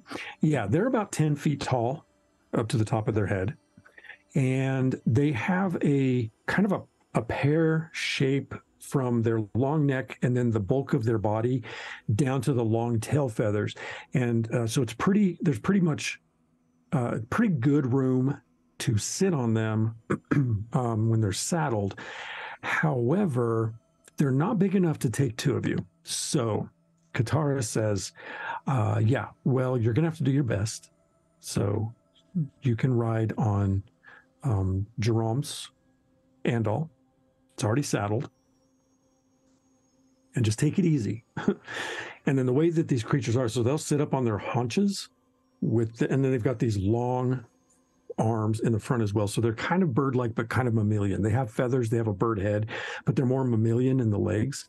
And they have these really powerful back legs. And then their front legs have these sort of long knuckled forepaws that end in about 6 to 8 inch talons. And then they've got a serrated beak. So it's a pretty impressive animal, and they're really good hunters in the wild. And they're not just picking people off with this. Okay, that's. I mean, they got in the mix here, but yeah. But they're not a big group, and they're not warrior. They're not full on warriors. They're more like aggressive ranchers. Aggressive ranchers. I get it. Okay. Perfect. I'm gonna approach it with like the deepest respect. Like, I'm not, I need your help. I need you to help me. And I think I want to put like my hand on the back of its neck and kind of just like do this thing, rub the spine of the book type deal, just to kind of like, I want to slowly get into this, but like also quickly, because I want to do this mission quick. Yeah. Okay. Yeah. Okay. So the creature, it's used to being around people. And it's used to being ridden and things like that. So it doesn't seem to have a big reaction to you. You letting it know that you're there does help, and it's not too hard to get up on the thing. So you grab onto the saddle and the reins, and you pull yourself up onto this thing, and you feel it shift under you as you settle in to the saddle. And Katara says, well, it's going to be a little bit hard to see, so we're going to have to go slow.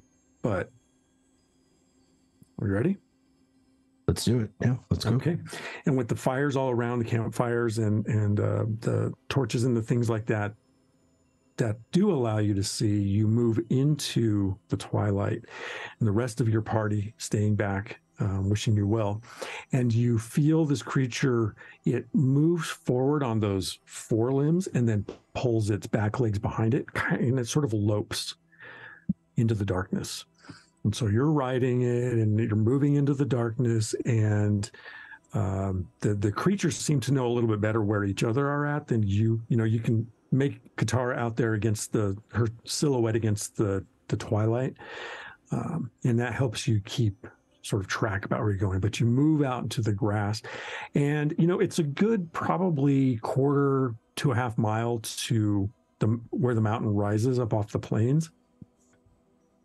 And all of a sudden, the Andals leap, and you feel yourself launch into the air, and the wind the air kind of moves past you, and you feel yourself shift in the saddle as you and the Andal just leave Earth.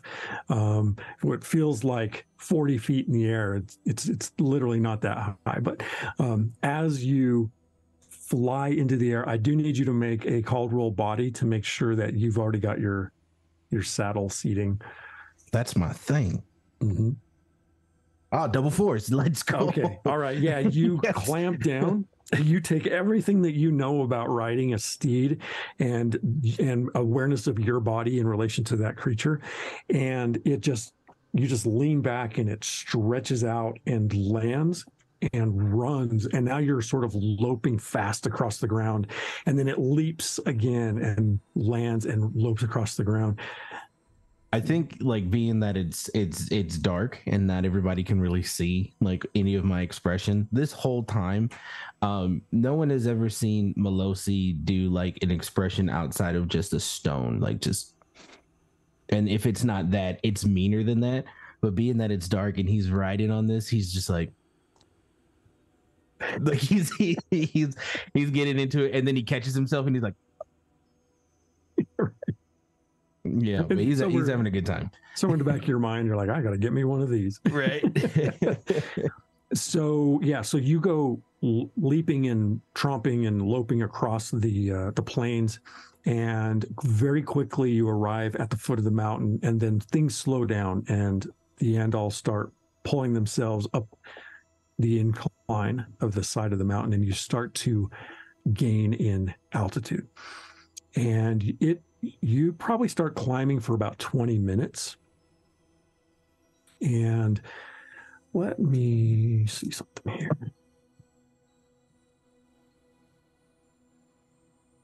Also, I would say that the conversation between me and Katara in reference to what we're going to do, it's just purely scouting. No point of engaging, no matter what we see up there. It's more so of like, okay, this is what's happening. Now we can figure out what to do. Yeah. Got it. Okay. So you're making your way up the hill, and it's slowed way down because you're going by twilight. So you're doing your best to guide the creatures through the the overgrowth and around stones and try to find some semblance of a path. And Katara says, this could take us a little while. So just we're just going to have to be patient. And you continue to go up when you sense kind of a sudden shift in her mount. And she says, whoa, whoa, whoa, whoa. And she stops. Like there was like her mount had like a sudden movement, like it noticed something or uneasy. Yeah. Okay. Yeah. She says, I think there's something nearby. And you're both looking. Give me a call roll body.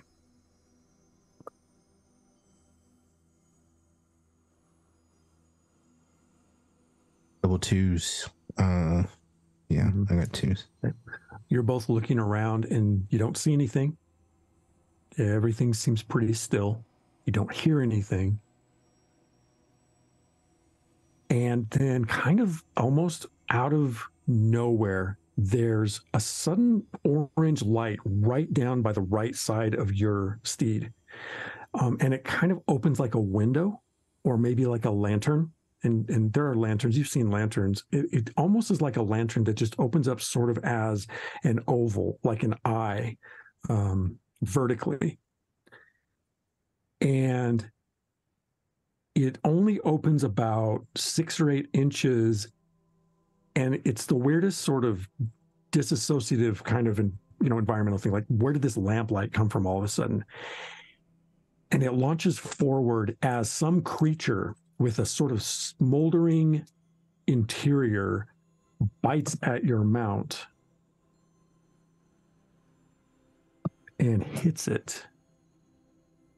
And the creature rears back. And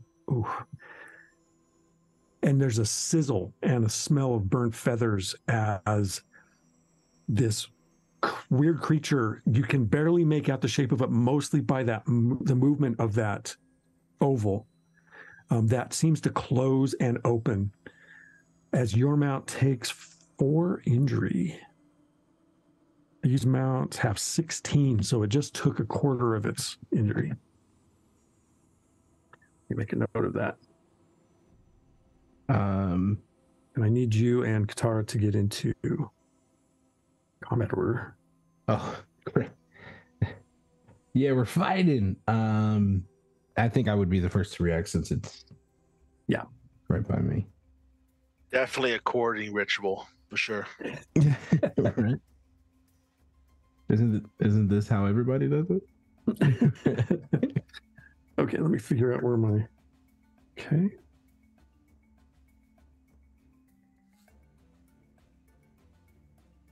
All right. Yeah, so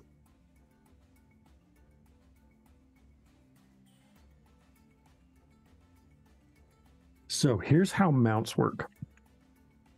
And actually, this is the first time we've run mounts in any game. 2, 3, 4. Your mount may attack on your turn. You do have to spend 1 action to keep control of it, however. Okay. To keep control of the mount. You'll spend 1 die to manage your mount, which means you can either move it, and your movement is the mount's movement. So if you move, you're moving your mount. You use your 1 action to control it and move it, and then you've got your other action die / action that you can do whatever you want to do. You go first, and then your mount will go. So what would you like to do? As you're trying to figure out what exactly you're looking at. It seems low to the ground, not real big, but obviously it has a pretty gnarly bite. Okay. Is it trending in a certain direction? It's right at the foot of your creature, and it was like right on the side of the trail. And you think that neither of you saw it because it was just too dark, and there was that light had not emerged. But basically, it sort of woke up or activated and bit, and now it's your turn. So it's right there. Okay. Do I have a sense of it being stationary? Is it kind of one of those types of things, or do I feel like if I start to move, it'll give chase? It might give chase. It's definitely mobile. It's definitely mobile. Yeah. I'm going to use my full 32 feet to move We're at the base. I want to diverge to the right because I want to lead. I want to see if this thing will chase me. Okay. All right. So you're going to guide your mount. Because it's dark, you're going to guide your mount 16 feet, not 32. Okay. However, you do also have 16 feet of leap, which is going to be half. So 16, you have 24 total. So if you wanted to leap and then run, you could do that for 24 total feet, or you could just move 16 feet and test your theory. I do. So I want to test my theory. So I want to go the 16 feet to see if it gives chase or if it just wants me out of its area.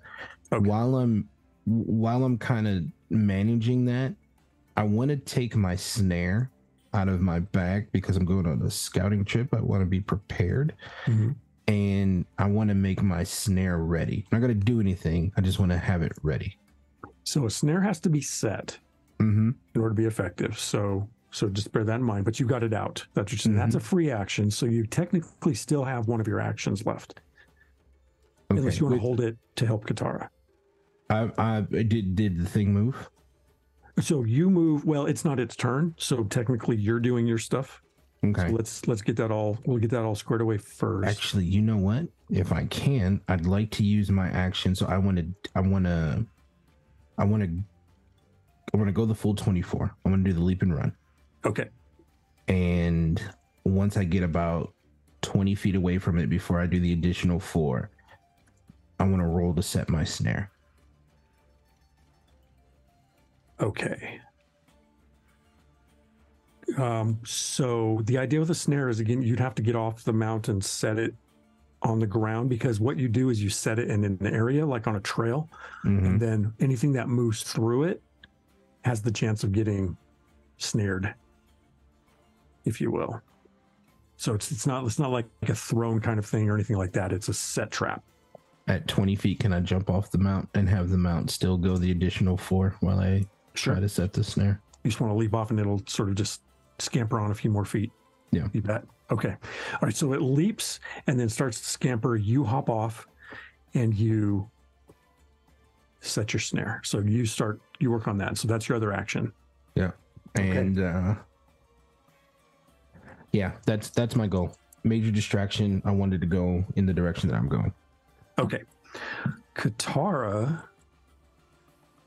sort of hisses out, Pelosi, what are you doing? And what is that? I definitely want to signal to her to, like, don't say anything. Don't make it aware of your presence.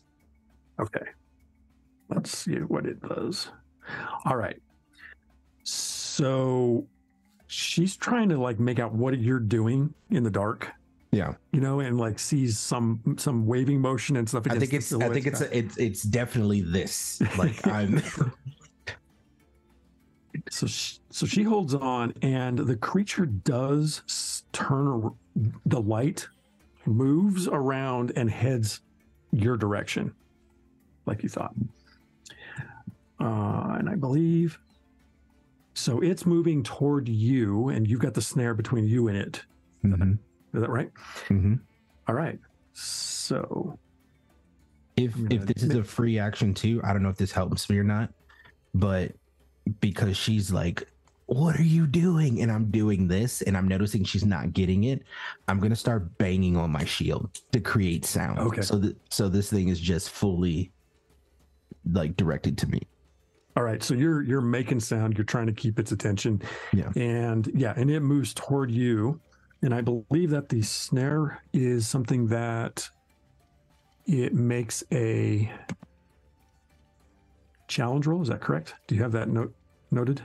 I don't have it noted. Okay. Let me just look at the equipment list real quick. I'm pretty sure that's how it works. Got the quick start here. Hold on. Snare trap. When stepped upon, the victim suffers 1 injury and is immobilized until the trap is removed. That's all it says. Okay. Gotcha. Yeah, so since that is a status attack, though, it does get a challenge roll to try to avoid it, and it does not. So snack, your snare traps. It takes 1 injury. Mark that. And so technically right now I can't move. It cannot move. Yep. Sick. It is snared. And as you see that, it's back to your turn. The creature is basically stuck where it's at. You can get a better idea. The mix of like its mouth opening, it's a mouth. You can tell that now. And it opens like this way instead of this way. Gotcha. And it's about a foot by a foot. It's about a foot off the ground and about a foot long. And it looks like it's got spindly legs, kind of like a bug. Oh. And you can feel the heat emanating from its mouth. So I assume is it just from the mouth, or are we talking like it's coursing over its body? It seems to emanate specifically from its mouth and its insides. So I don't know if this is going to work or not with the system. I want to give out a call whistle, like your big. I'm completely giving away my position, because in my thought, after this, we're just going to go back, because we've completely all stealth has been gone unless otherwise, and I want to get the attention of my mount. Oh, okay. So you're trying to whistle it back to you? Yeah. Okay. I guess if I could like explain it in whole, and then you let me know what you would like for me to do. Yeah. I want the mount. It shouldn't be that far away from me, because it just got it off like an additional 4 or so feet. So it should kind of be right there. I want it to come back around, so that it's not in front of the thing's mouth. But I'm also gonna move around it, and I'm gonna stab at it with my copper spear. Go for it. Okay, so you take out the spear and stab at it, and the mount circles back around and looks like it's moving back to you. Go ahead and make your attack, and you get its decreased difficulty. 3 and a 4. Okay, so yeah, you jab it, and as you jab it, the creature arches up, and that glow intensifies and then fades, and you pull your spear away. The creature turns to stone, and it's dead.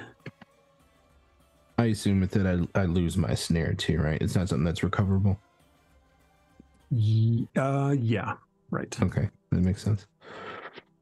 Okay, well, I'm going to check my mount, make sure that they're okay, because I know they got snapped at. Yeah, Katara joins you, and as you're doing your best to see in the darkness, you can smell the wound. It's pretty substantial. The mount seems to have a bit of a limp. Okay, how much further up the mountain do you think we have? Probably, I don't know. In the dark here, I don't really know. I don't know where the camp is. I'm gonna guess 20 to 40 minutes. 20 to 40 minutes. I guess. I don't really know, but what was that? I have no idea.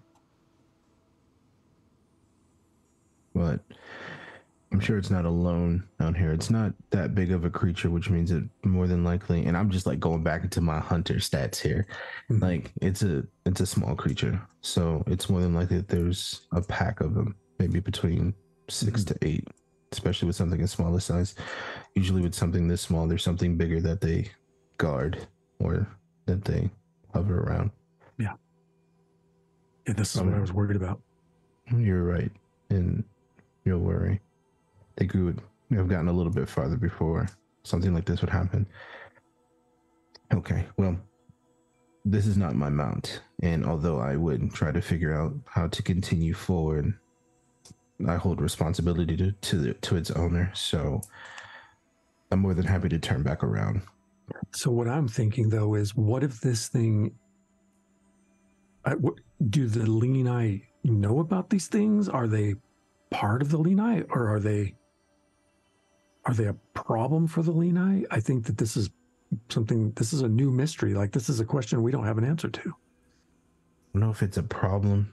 I feel like if it was a problem, they wouldn't be moving people away from the mountain Unless it's just like, unless it is a problem for them and they're trying to not create a bigger problem for someone else.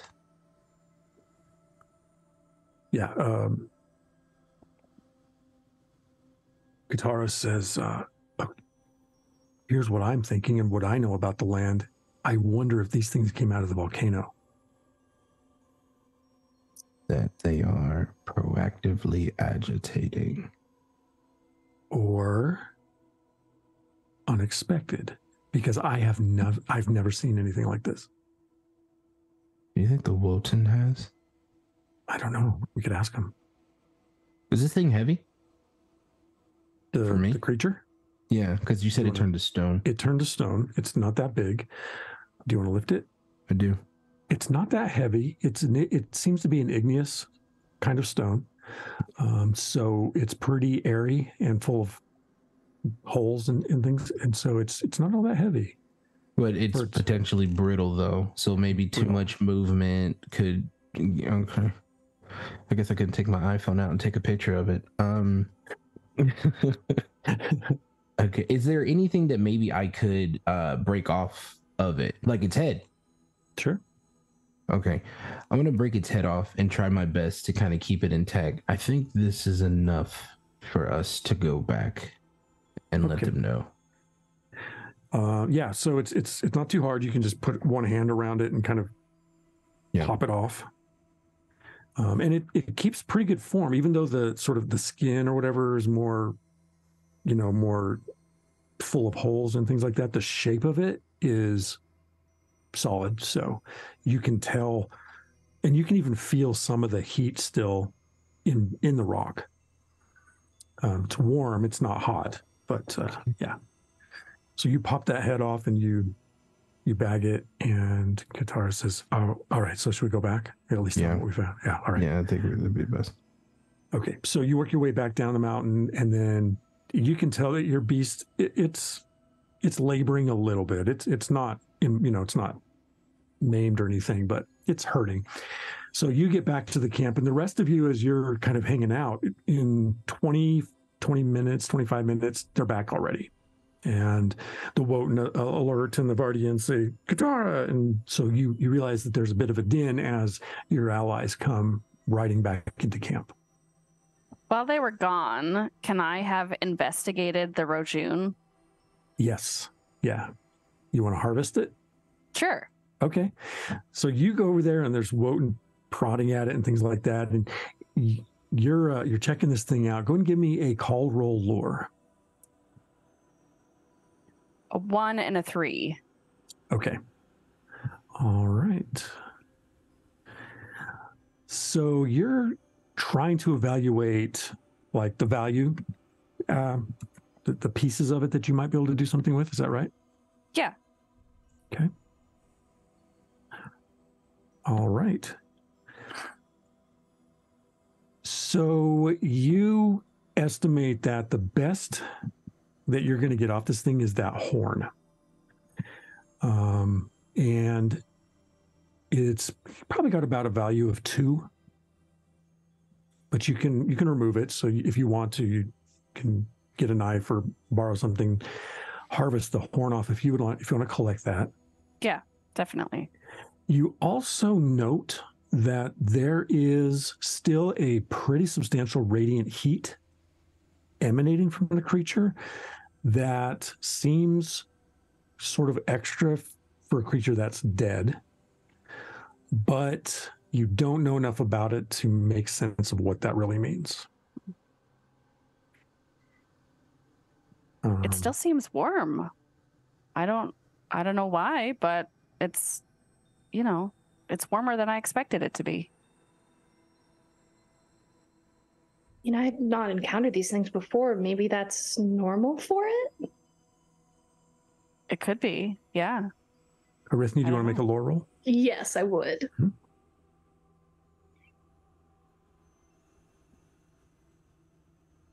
It's double 3s. Okay. You agree with your sister that the warmth seems a little bit intense for a dead creature, but you don't have any experience with this creature, so you're not you suspect that perhaps there's some active elemental feature, but you don't know what it is. It could be that some of the Leni put some sort of via fire element or even lightning, probably fire or something in it in some way. But I don't know how or what purpose that would even be for. Right. Kabanmas, do you know anything about why it would be worm? Well, I didn't know I was there. I mean, there's a number of different things it could be. I mean, realistically, I mean, what Arithne is saying is true. I mean, somebody could have taken the elements, they could have transmuted them, and they could have bonded them into the beast to try to make it be stronger, tougher, faster, you know, all the things that you want a war beast to be.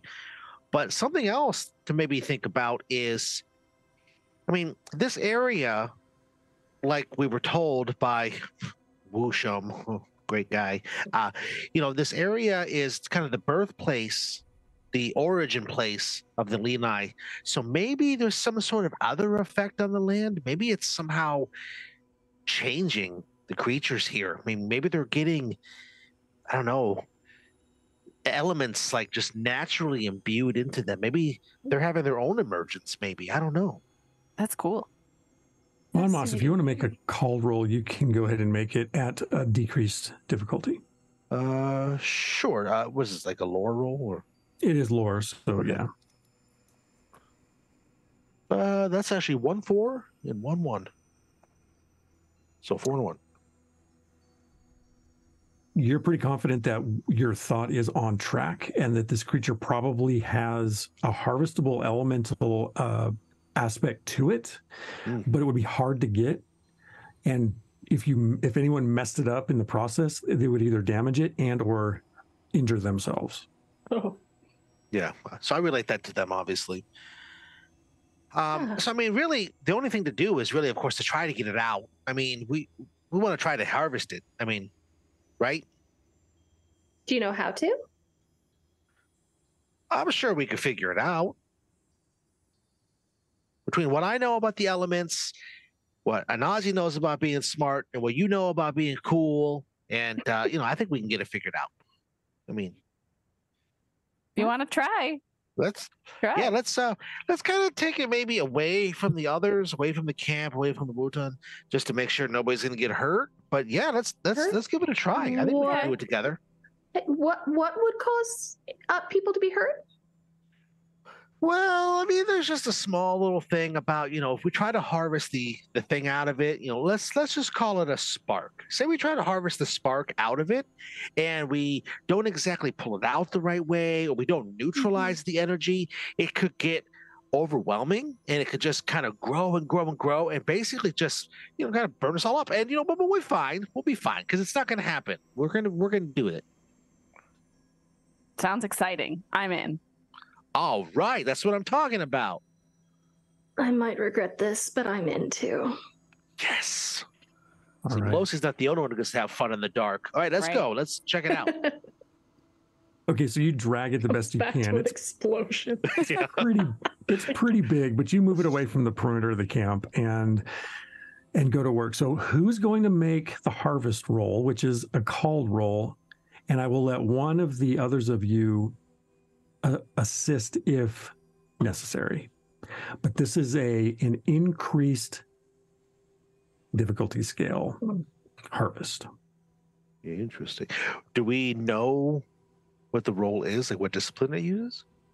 It's a lore roll because you have to know stuff about what you're doing, which means you do not have primacy to change it, which means you need somewhere among your roll to have 2 4s. So basically, out of 3 dice, we have to have 4 or 2 4s. Yeah. Oh boy. Okay. Well, I think it makes sense. Happen? Yeah. Right. What's the worst going to happen? Yeah. Right. But it'll be fine. I have healing songs. So. Yeah. Well, let's do that then. Let's have either Anazi or myself. This is just what I'm proposing. Let's have Anazi or myself try to extract it, and the other one help. That way, Arithne can heal us if it goes bad. Great. I think you should do the harvesting since it seems to be elemental and you know, that's your whole thing. Okay, so I'm gonna start pushing up the sleeves of this armor I got. It's really on there. Okay, all right. And Nazi, maybe put your shield up. Oh, Yeah. good idea. And put my shield up and just. Now, Seer, is there any sort of manipulation? Sorry, is there any sort of manifestations that I can do beforehand to try to maybe neutralize this threat a little bit? Maybe somehow, like affect. Let's say, I mean, it's a beast, so I'm not sure if there's a direct element that would affect this. But maybe with water, I can somehow control its fluids, its body, its blood, maybe to somehow shield that energy from us. I'm kind of thinking maybe you could do something to cool down the area. So when you open it up, any radiant heat might be mitigated in some way. If you want to try Okay. and do that. Yeah, so that'd be like affect fire. Or affect water, really. Okay, yeah, I'll keep it with water because that was my first thought. So yeah, so I'm assuming I'm gonna have to do this is 2 different steps, because it's gonna be beneficial for when doing the called roll to have both my dice. So I don't want to like split this up. Well, so let me tell you what. Yeah. So cooling the area, we don't need to worry about making that a challenge. Okay. You just you could take however much time it's going to be to manifest that effect. You're like, wait a minute, I can get this. If it doesn't work or whatever, but you'll get there. Okay. So you cool it down. Okay. Now your harvest, though, your lore roll is what is Yeah. at stake. So this is what matters. Okay. So you start to cut into the cavity. Okay. So here goes 2 dice. And I can't use privacy, you said, right? Not on this because it's lore. Okay. A 3 and a 4. Okay, that's one of your 4s. All right, here we go. What's this? I got a 1. Oh no! Oh no! I have healing song. As you cut into the body and are working through the plates and finding the fibrous connectors and all that kind of stuff, you're like, I've never done this before. You go swoosh and you feel like a gasp of hot air that then hits that cold zone that you created, and it sort of melds into almost a sickly, lukewarm kind of sensation. And the blade that you're using clicks into something, and there's a little like chink and and there's a little bit of light, and you can see light emanating, and you chink and it goes dark. And you reach in and feel around, and now you can feel a crystalline rock-like form, and you pull it out, and it's an elemental stone, but it's been damaged and it's no longer active. And you know that something like this is pretty valuable if you can get it out, but as you just learned, it's hard. Is this stone similar at all to the stone I wear on the strap that I have around my neck? Describe your stone again. The stone that I have, it's the one in the box. Yes, it's a small stone that for Lenai, who is basically 3 foot tall, it's going to be basically the size it would fit in my palm. It basically looks like, imagine like a rough, dark exterior. The interior of it, there's a crack in the front of it, and the interior of it has crystalline structures within. Probably pretty similar to like a quartz stone, how there's like the different striations and the different growths inside. But this specific stone is different because it has a spark deep within it that always is illuminated and always is there. Water doesn't put it out, wind doesn't put it out. There are times when I'm manifesting my abilities that it glows brighter. And what makes it even more unique is it has a very thin wire, almost like a frame or a box around it that encapsulates it. So this stone that you just pulled out is a little larger. It's about 3 inches around. It's not perfectly round, but it's in that sort of mass. Okay. And holding it against the light, you can tell that the actual structure has a natural red or amber coloration to it.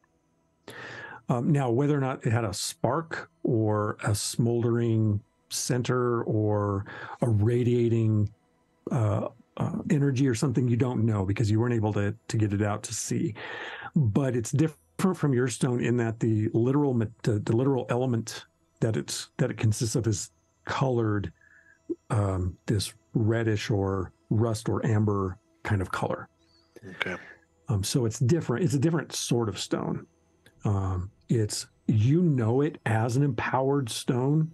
And that term kind of has some fluidity to it, but in this case, this particular sort of stone is literally like the foundational sort of element to the world in the time since the emergence. So it actually, these stones hold that sort of raw primordial energy. Ah, excellent.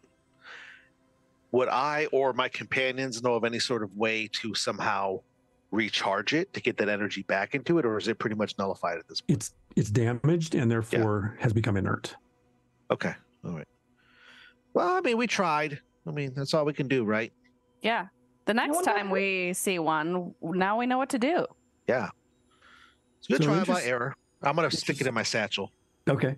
Interestingly enough, there were some other Rojun that were defeated in the battle, and the Wotan were also working on those. However, only one stone was recovered.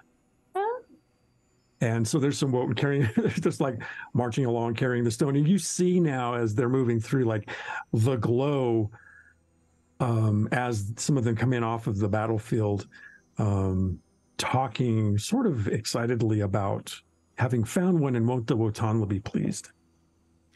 Oh, hi there, friend. I see that you found my stone that during the fight,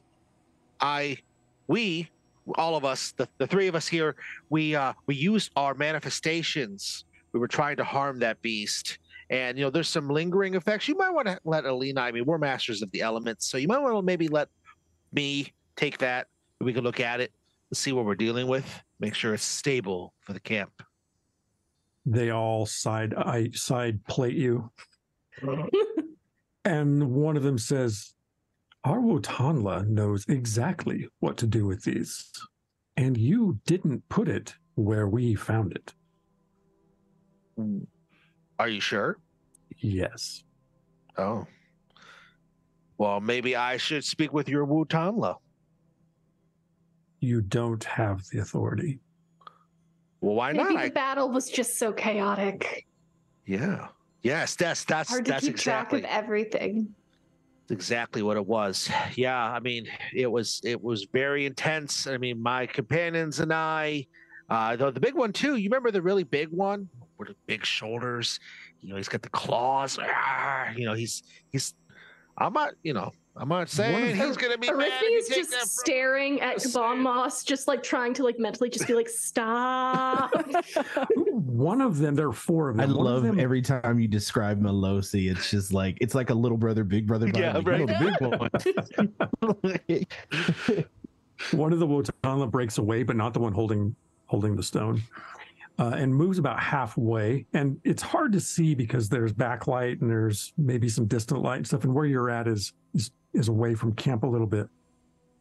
And the one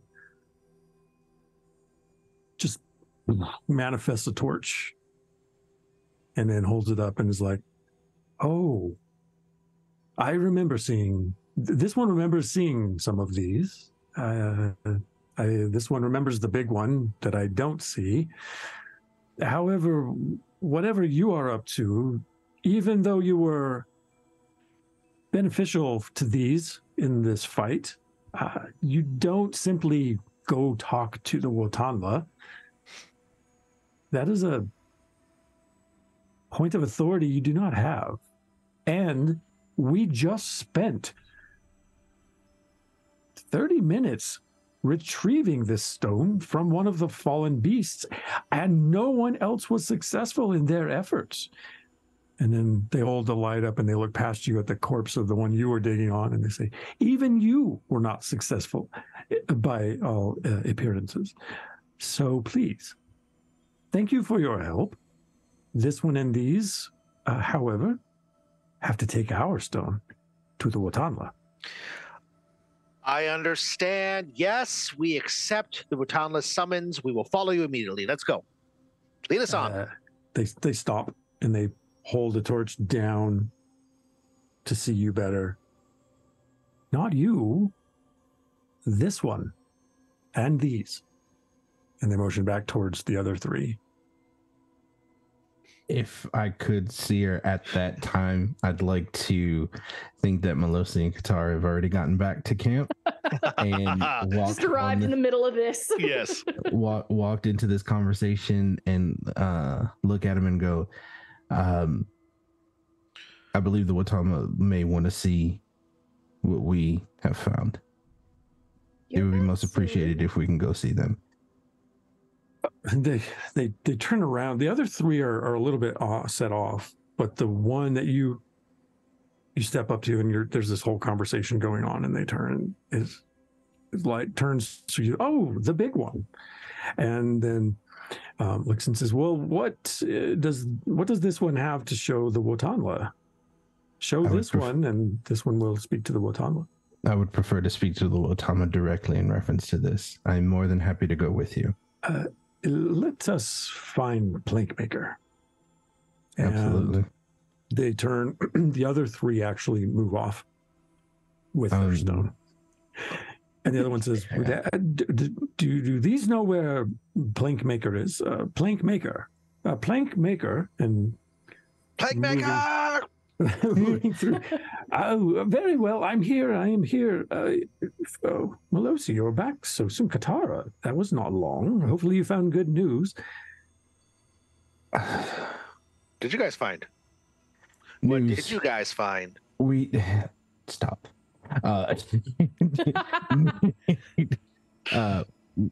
No news, but interesting additions to what may already be a concern. I think that you and your Otama would need to know about. And frankly, I think we don't have a lot of time, and I'd like to speak to them now. Me and my friends, please. The Wotanla has a different sort of authority than you may understand. But if you could at least give me some idea what you're speaking about, like this one could perhaps find reason to entreaty with the Wotanla on your behalf to then speak with these.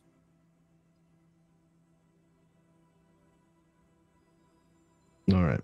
There's a form of protocol, you understand. I do.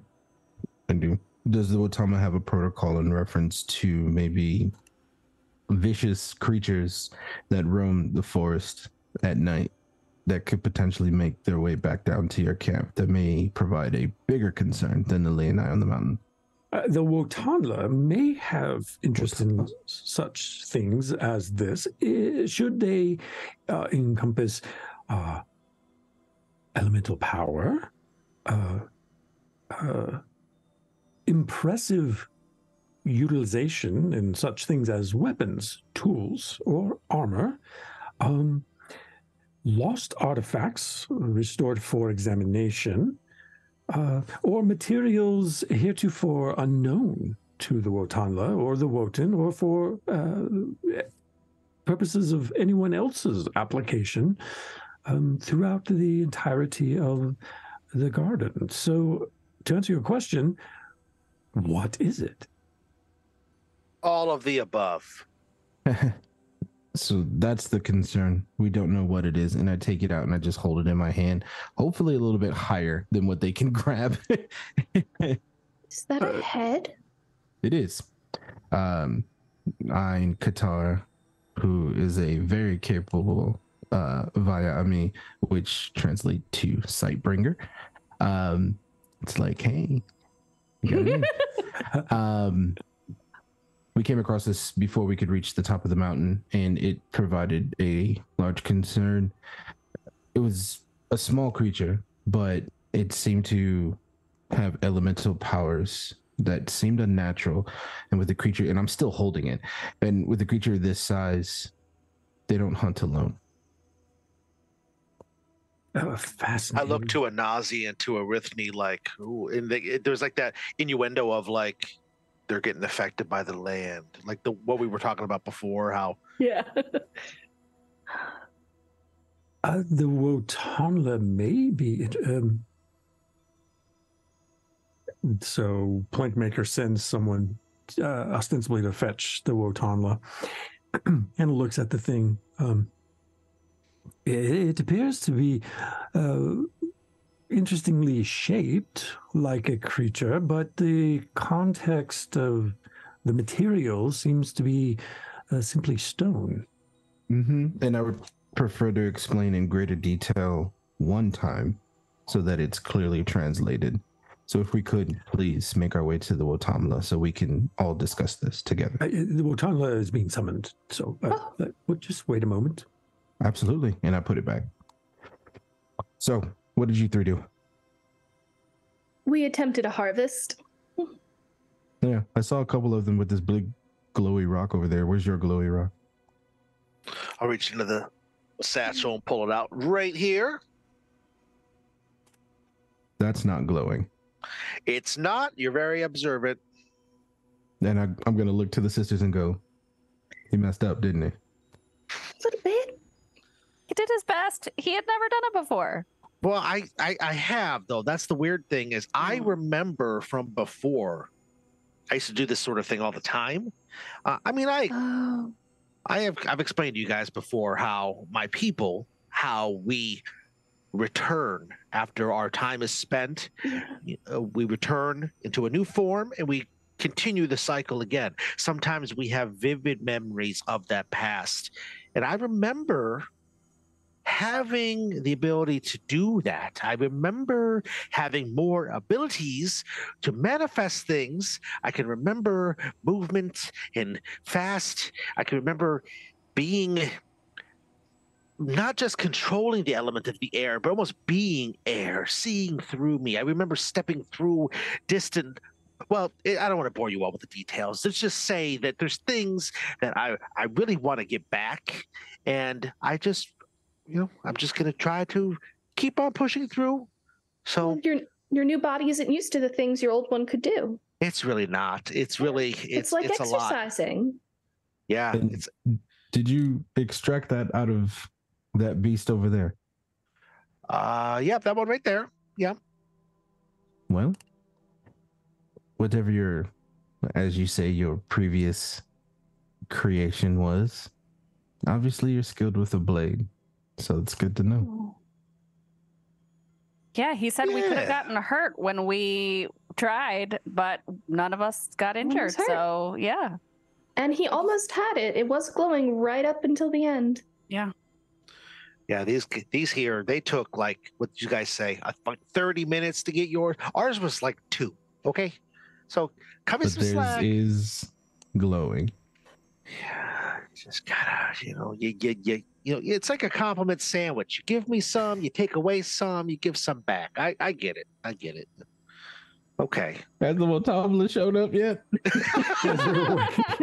As you're waiting for the Wotamla, I'm going to go and give you all a key point. Yay! Yeah. Nice.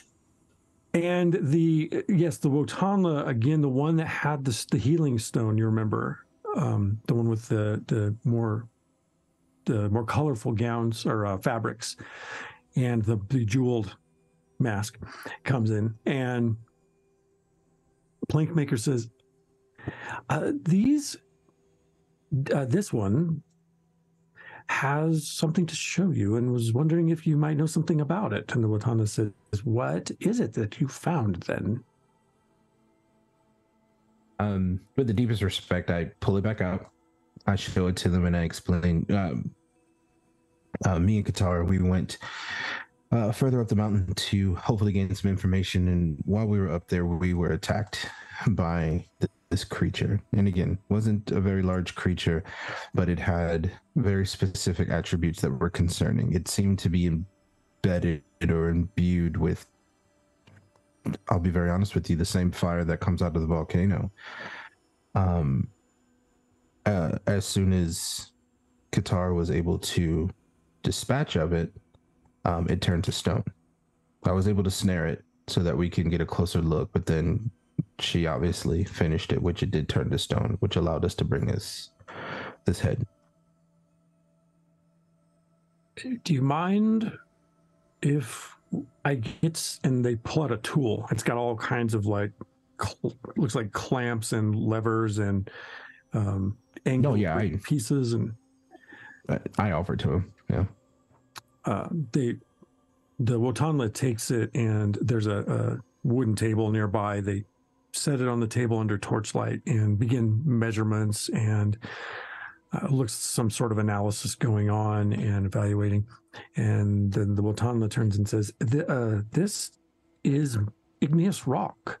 The size of it, not very much, you say, is about 12 inches or so, perhaps some sort of bug.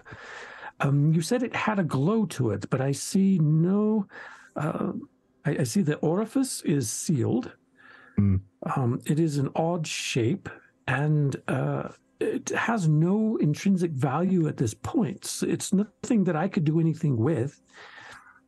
I find it peculiar, as these and this one do. However, for my purposes, there's nothing to be done with it. It's simply a strange creature that you've come across. Plank Maker, if there are more of these, they may be something of a nuisance for you and for these, but however, again, for my purposes, there's nothing I can do. And if y'all want to give me a lore roll, called roll, well, I can tell you a little bit more about Wotanla, so you understand a little bit more about what's being communicated. Double threes. 4 and a 3. Oh, 2 4s. Hey, 3 to 2. Okay, so Melosi and Kabanmas. Melosi, you know that the Wotana have some sort of status within the Wotan culture, and that has to do with elevated skill according to their purposes. But Kabanmas, you know that the Wotanla actually can make things out of these empowered stones and things like that. So the Wotanla is looking for something like the stone that you were trying to harvest from the Rajun, because they could then turn it into a permanent, like, you know, feature in armor or feature in a weapon or something like that, that would make it more valuable and more effective. But they're craftsmen and artisans. They are not lore masters or really well, you know. So what the Wotan is able to tell you is, yes, this has no value for what I do. Whatever it is, it's weird, but it's not in my wheelhouse. And sometimes the Wotanla, and again, Kabanmas knows this by virtue of that excellent role, the Wotanlas sometimes have higher authority depending on the formation of the camp or the village, but as often as not, they're just highly revered artisans, and because their skills are at an elevated point from the average Wotan. And so that's why they were like, yeah, you want to go talk to the Wotanla, but the Wotanla has no reason to, you know, speak to you. They're busy. That was sort of the vibe. Gotcha. Well, I feel like there's some thoughts that I have about what's going on here. I was already talking with my companions, and I, of course, want to let you know what I'm thinking. I think Wusham, you know, he's a pain, but I also think that maybe there's a reason why he wants to make sure this area is secure. I think because of the fact that this is the origin place of the Lenai, that the land is somehow changing. It's evolving. It's turning into something different, and it's affecting everything around it. And it could lead to some problems, got to be honest. So I'm thinking that we do need to get up there, like my friends were saying before. But what I think could be important is if you let us try to work with you, maybe try to understand what we're dealing with here, we might be able to be more prepared when we go up there. And in exchange, I'd be happy to bring back any of these, we'll call them sparks. I'd be happy to bring back any of these sparks to let you work on stuff with. You talking to the Watanla? Yeah. Okay. The Watanla says, Plankmaker. Plankmaker says, I believe, this one believes that it would be imperative for us to go as quickly as possible. I am concerned that your stone bug might be a problem for the Lenai. That voice, we still don't have an answer for that voice. And the fact that the Lenai virtually disappeared from the ridgeline. What has happened to them? Kaban Moss, I have to say that Wusham is ingratiating, not ingratiating, is aggravating to a degree that supersedes your people. However, I'm concerned, and this one does not believe that it is valuable to let the Lenai face hardship should that be the case on their own. And I believe something has happened up there.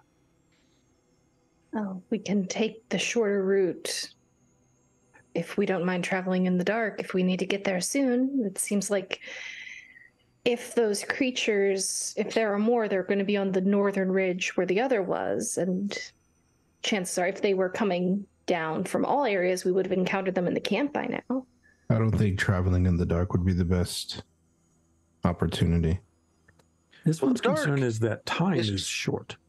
Well, the dark is just another element, friends. I mean, I could maybe try to help us out with that.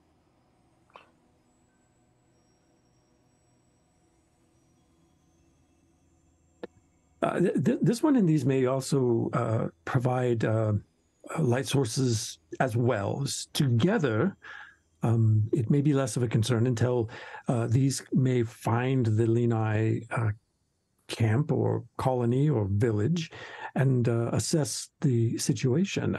Katara says, I think we're out of this one at this point.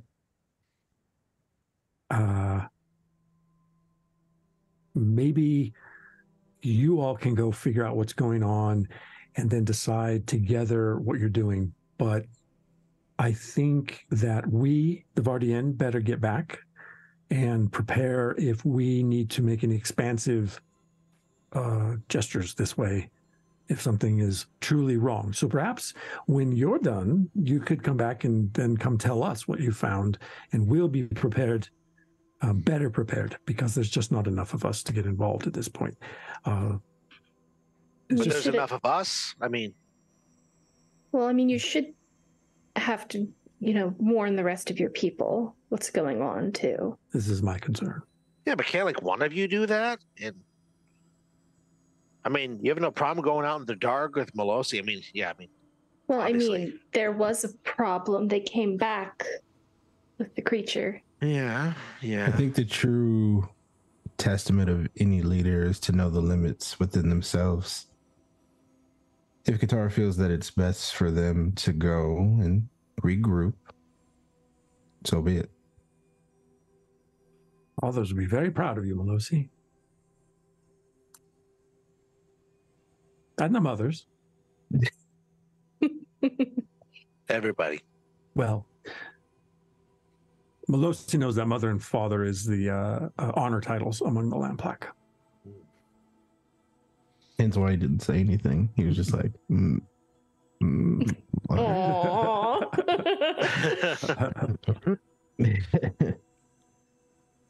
Katara, then we wish you luck, and we hope that you have a nice, safe trip back. And yeah, don't fall in a hole or something. Yeah, no. If it's all the same with Plankmaker, we'll just stay here till morning.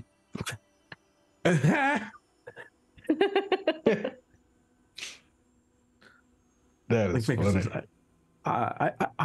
This one cares not. This one wishes to find out if Wusham and the Lenai are in trouble, or if this is merely situational for what those have had going on. And if that's the case, this one thinks that these probably will simply move back from the mountain when the sky crystal is bright once more.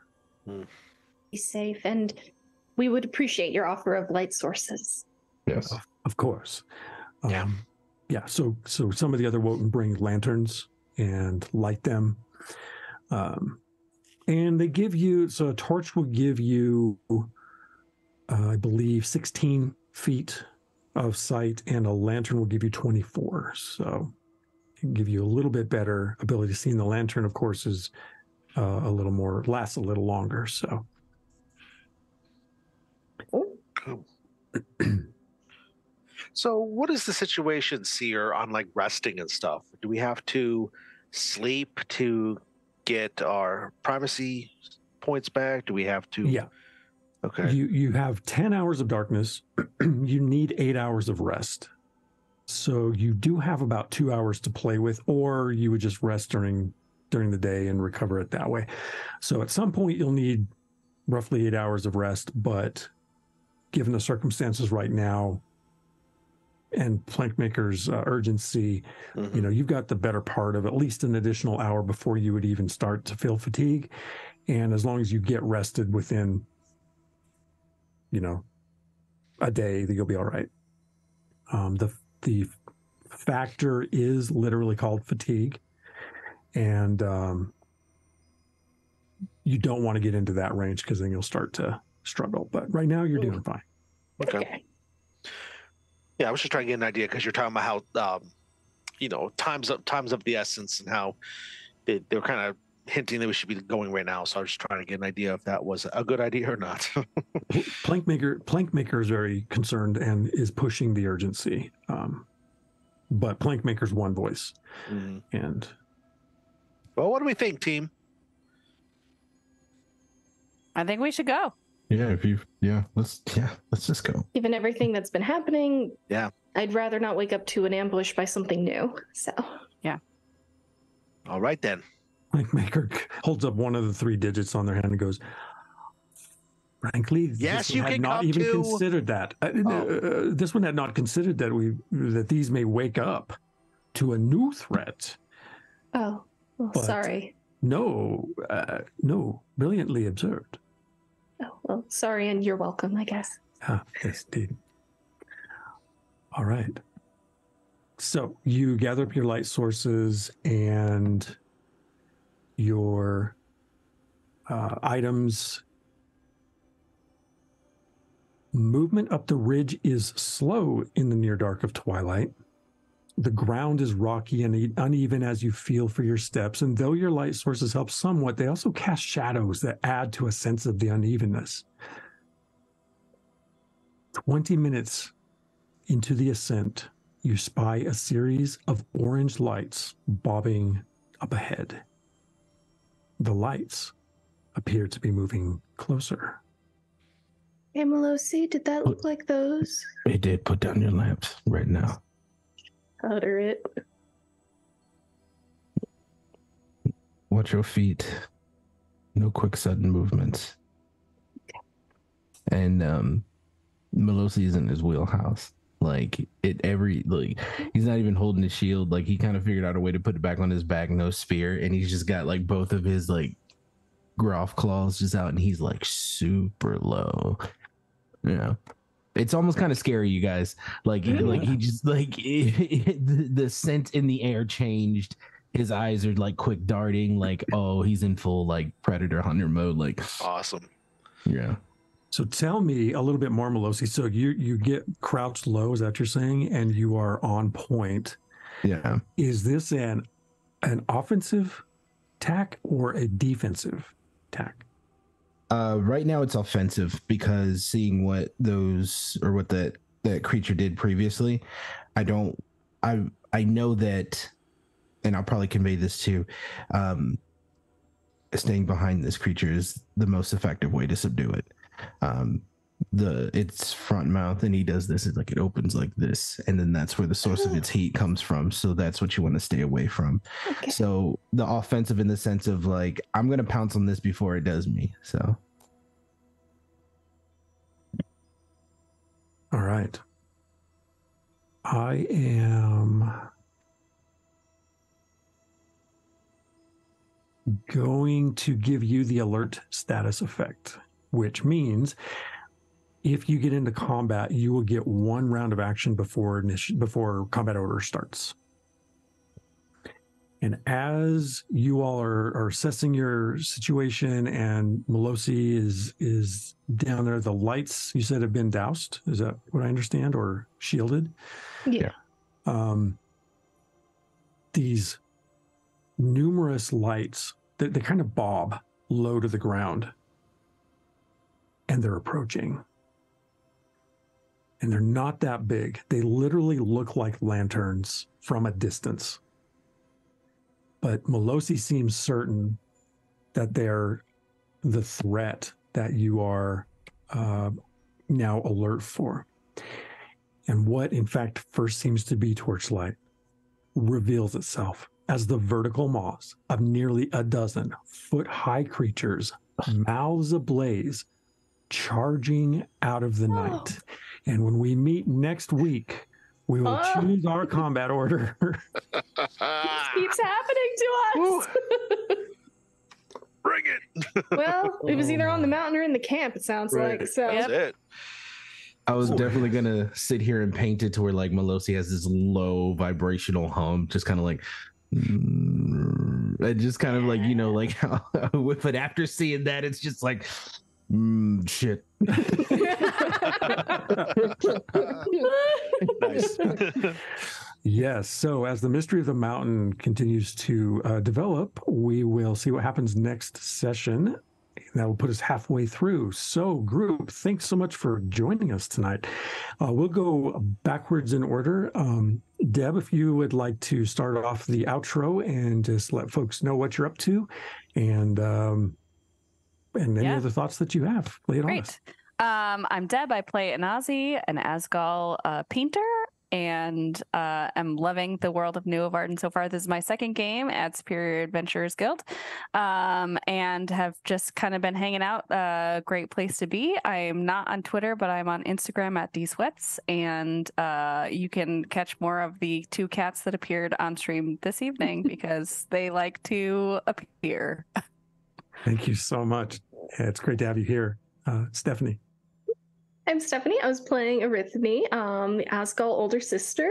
It was also my second game with Guild Superior, and I'm having a lot of fun with the world. It's very like creative, and I love seeing how all of our characters interact with the environment. And you can find me at Twitter at sbrownwrites, and I lurk in the Guild Superior channel, and I lurk also at the Live from the Apocalypse channel as well, where I will be in an upcoming Monster Hearts game starting on March 31st. It's a dual table game, so you can check us out then. Awesome. Thank you so much, and thank you for being here as well. Ian. Hey, yeah. So I'm Ian. You can find me on all social medias at your boy Big, which is YABOIBIG. This is my first time playing on this channel with you all, and I just like everyone else, I'm having the time of my life. It's a lot of fun, and I do appreciate the opportunity to play in your game and building, you know, my small little sliver in your large world. So thank you again for that. But yeah, if you follow my Twitter, you'll know what I'm getting into. There's a lot of stuff coming through the pipeline, and it would take me too long to go through all of it, not because there's so much, but because it's late and I have brain things and stuff. But yeah, just follow me on Twitter. You'll see what I'm up to next. So yeah. Thanks for being here, and you're always welcome. All of you are always welcome in my world, and I appreciate having you here. And you're helping build lore. I'll have you know, by the way, I need to get that phrase from you again. Ian, and just confirm it. I'm going to make it canon. Yeah, Kevin. I helped. Yes, awesome. Yes, hi, I'm Kevin, and I can be found online at the socials at KevRan Games. And I, once again, was here playing everyone's favorite Lenai Elementalist, Kaban Moss. And when not found here, I am the host and the game master of the Game Night Heroes podcast, an audio play podcast that comes out every week, and we play different games like this. I'm also currently in the Mothership game on Sundays. My character is currently dying, so tune in next week and see what happens to him. Also, I'm on the Murder Hobo Inc. Channel, as well as doing stuff on Wandering Haven Productions. Recently, I have been running some La Nata Eterna, which is a new 5th edition setting that's out. That's super cool. You can check that out on the RPG Academy's channel. And we have some new episodes coming up soon, but that is a tale for another time.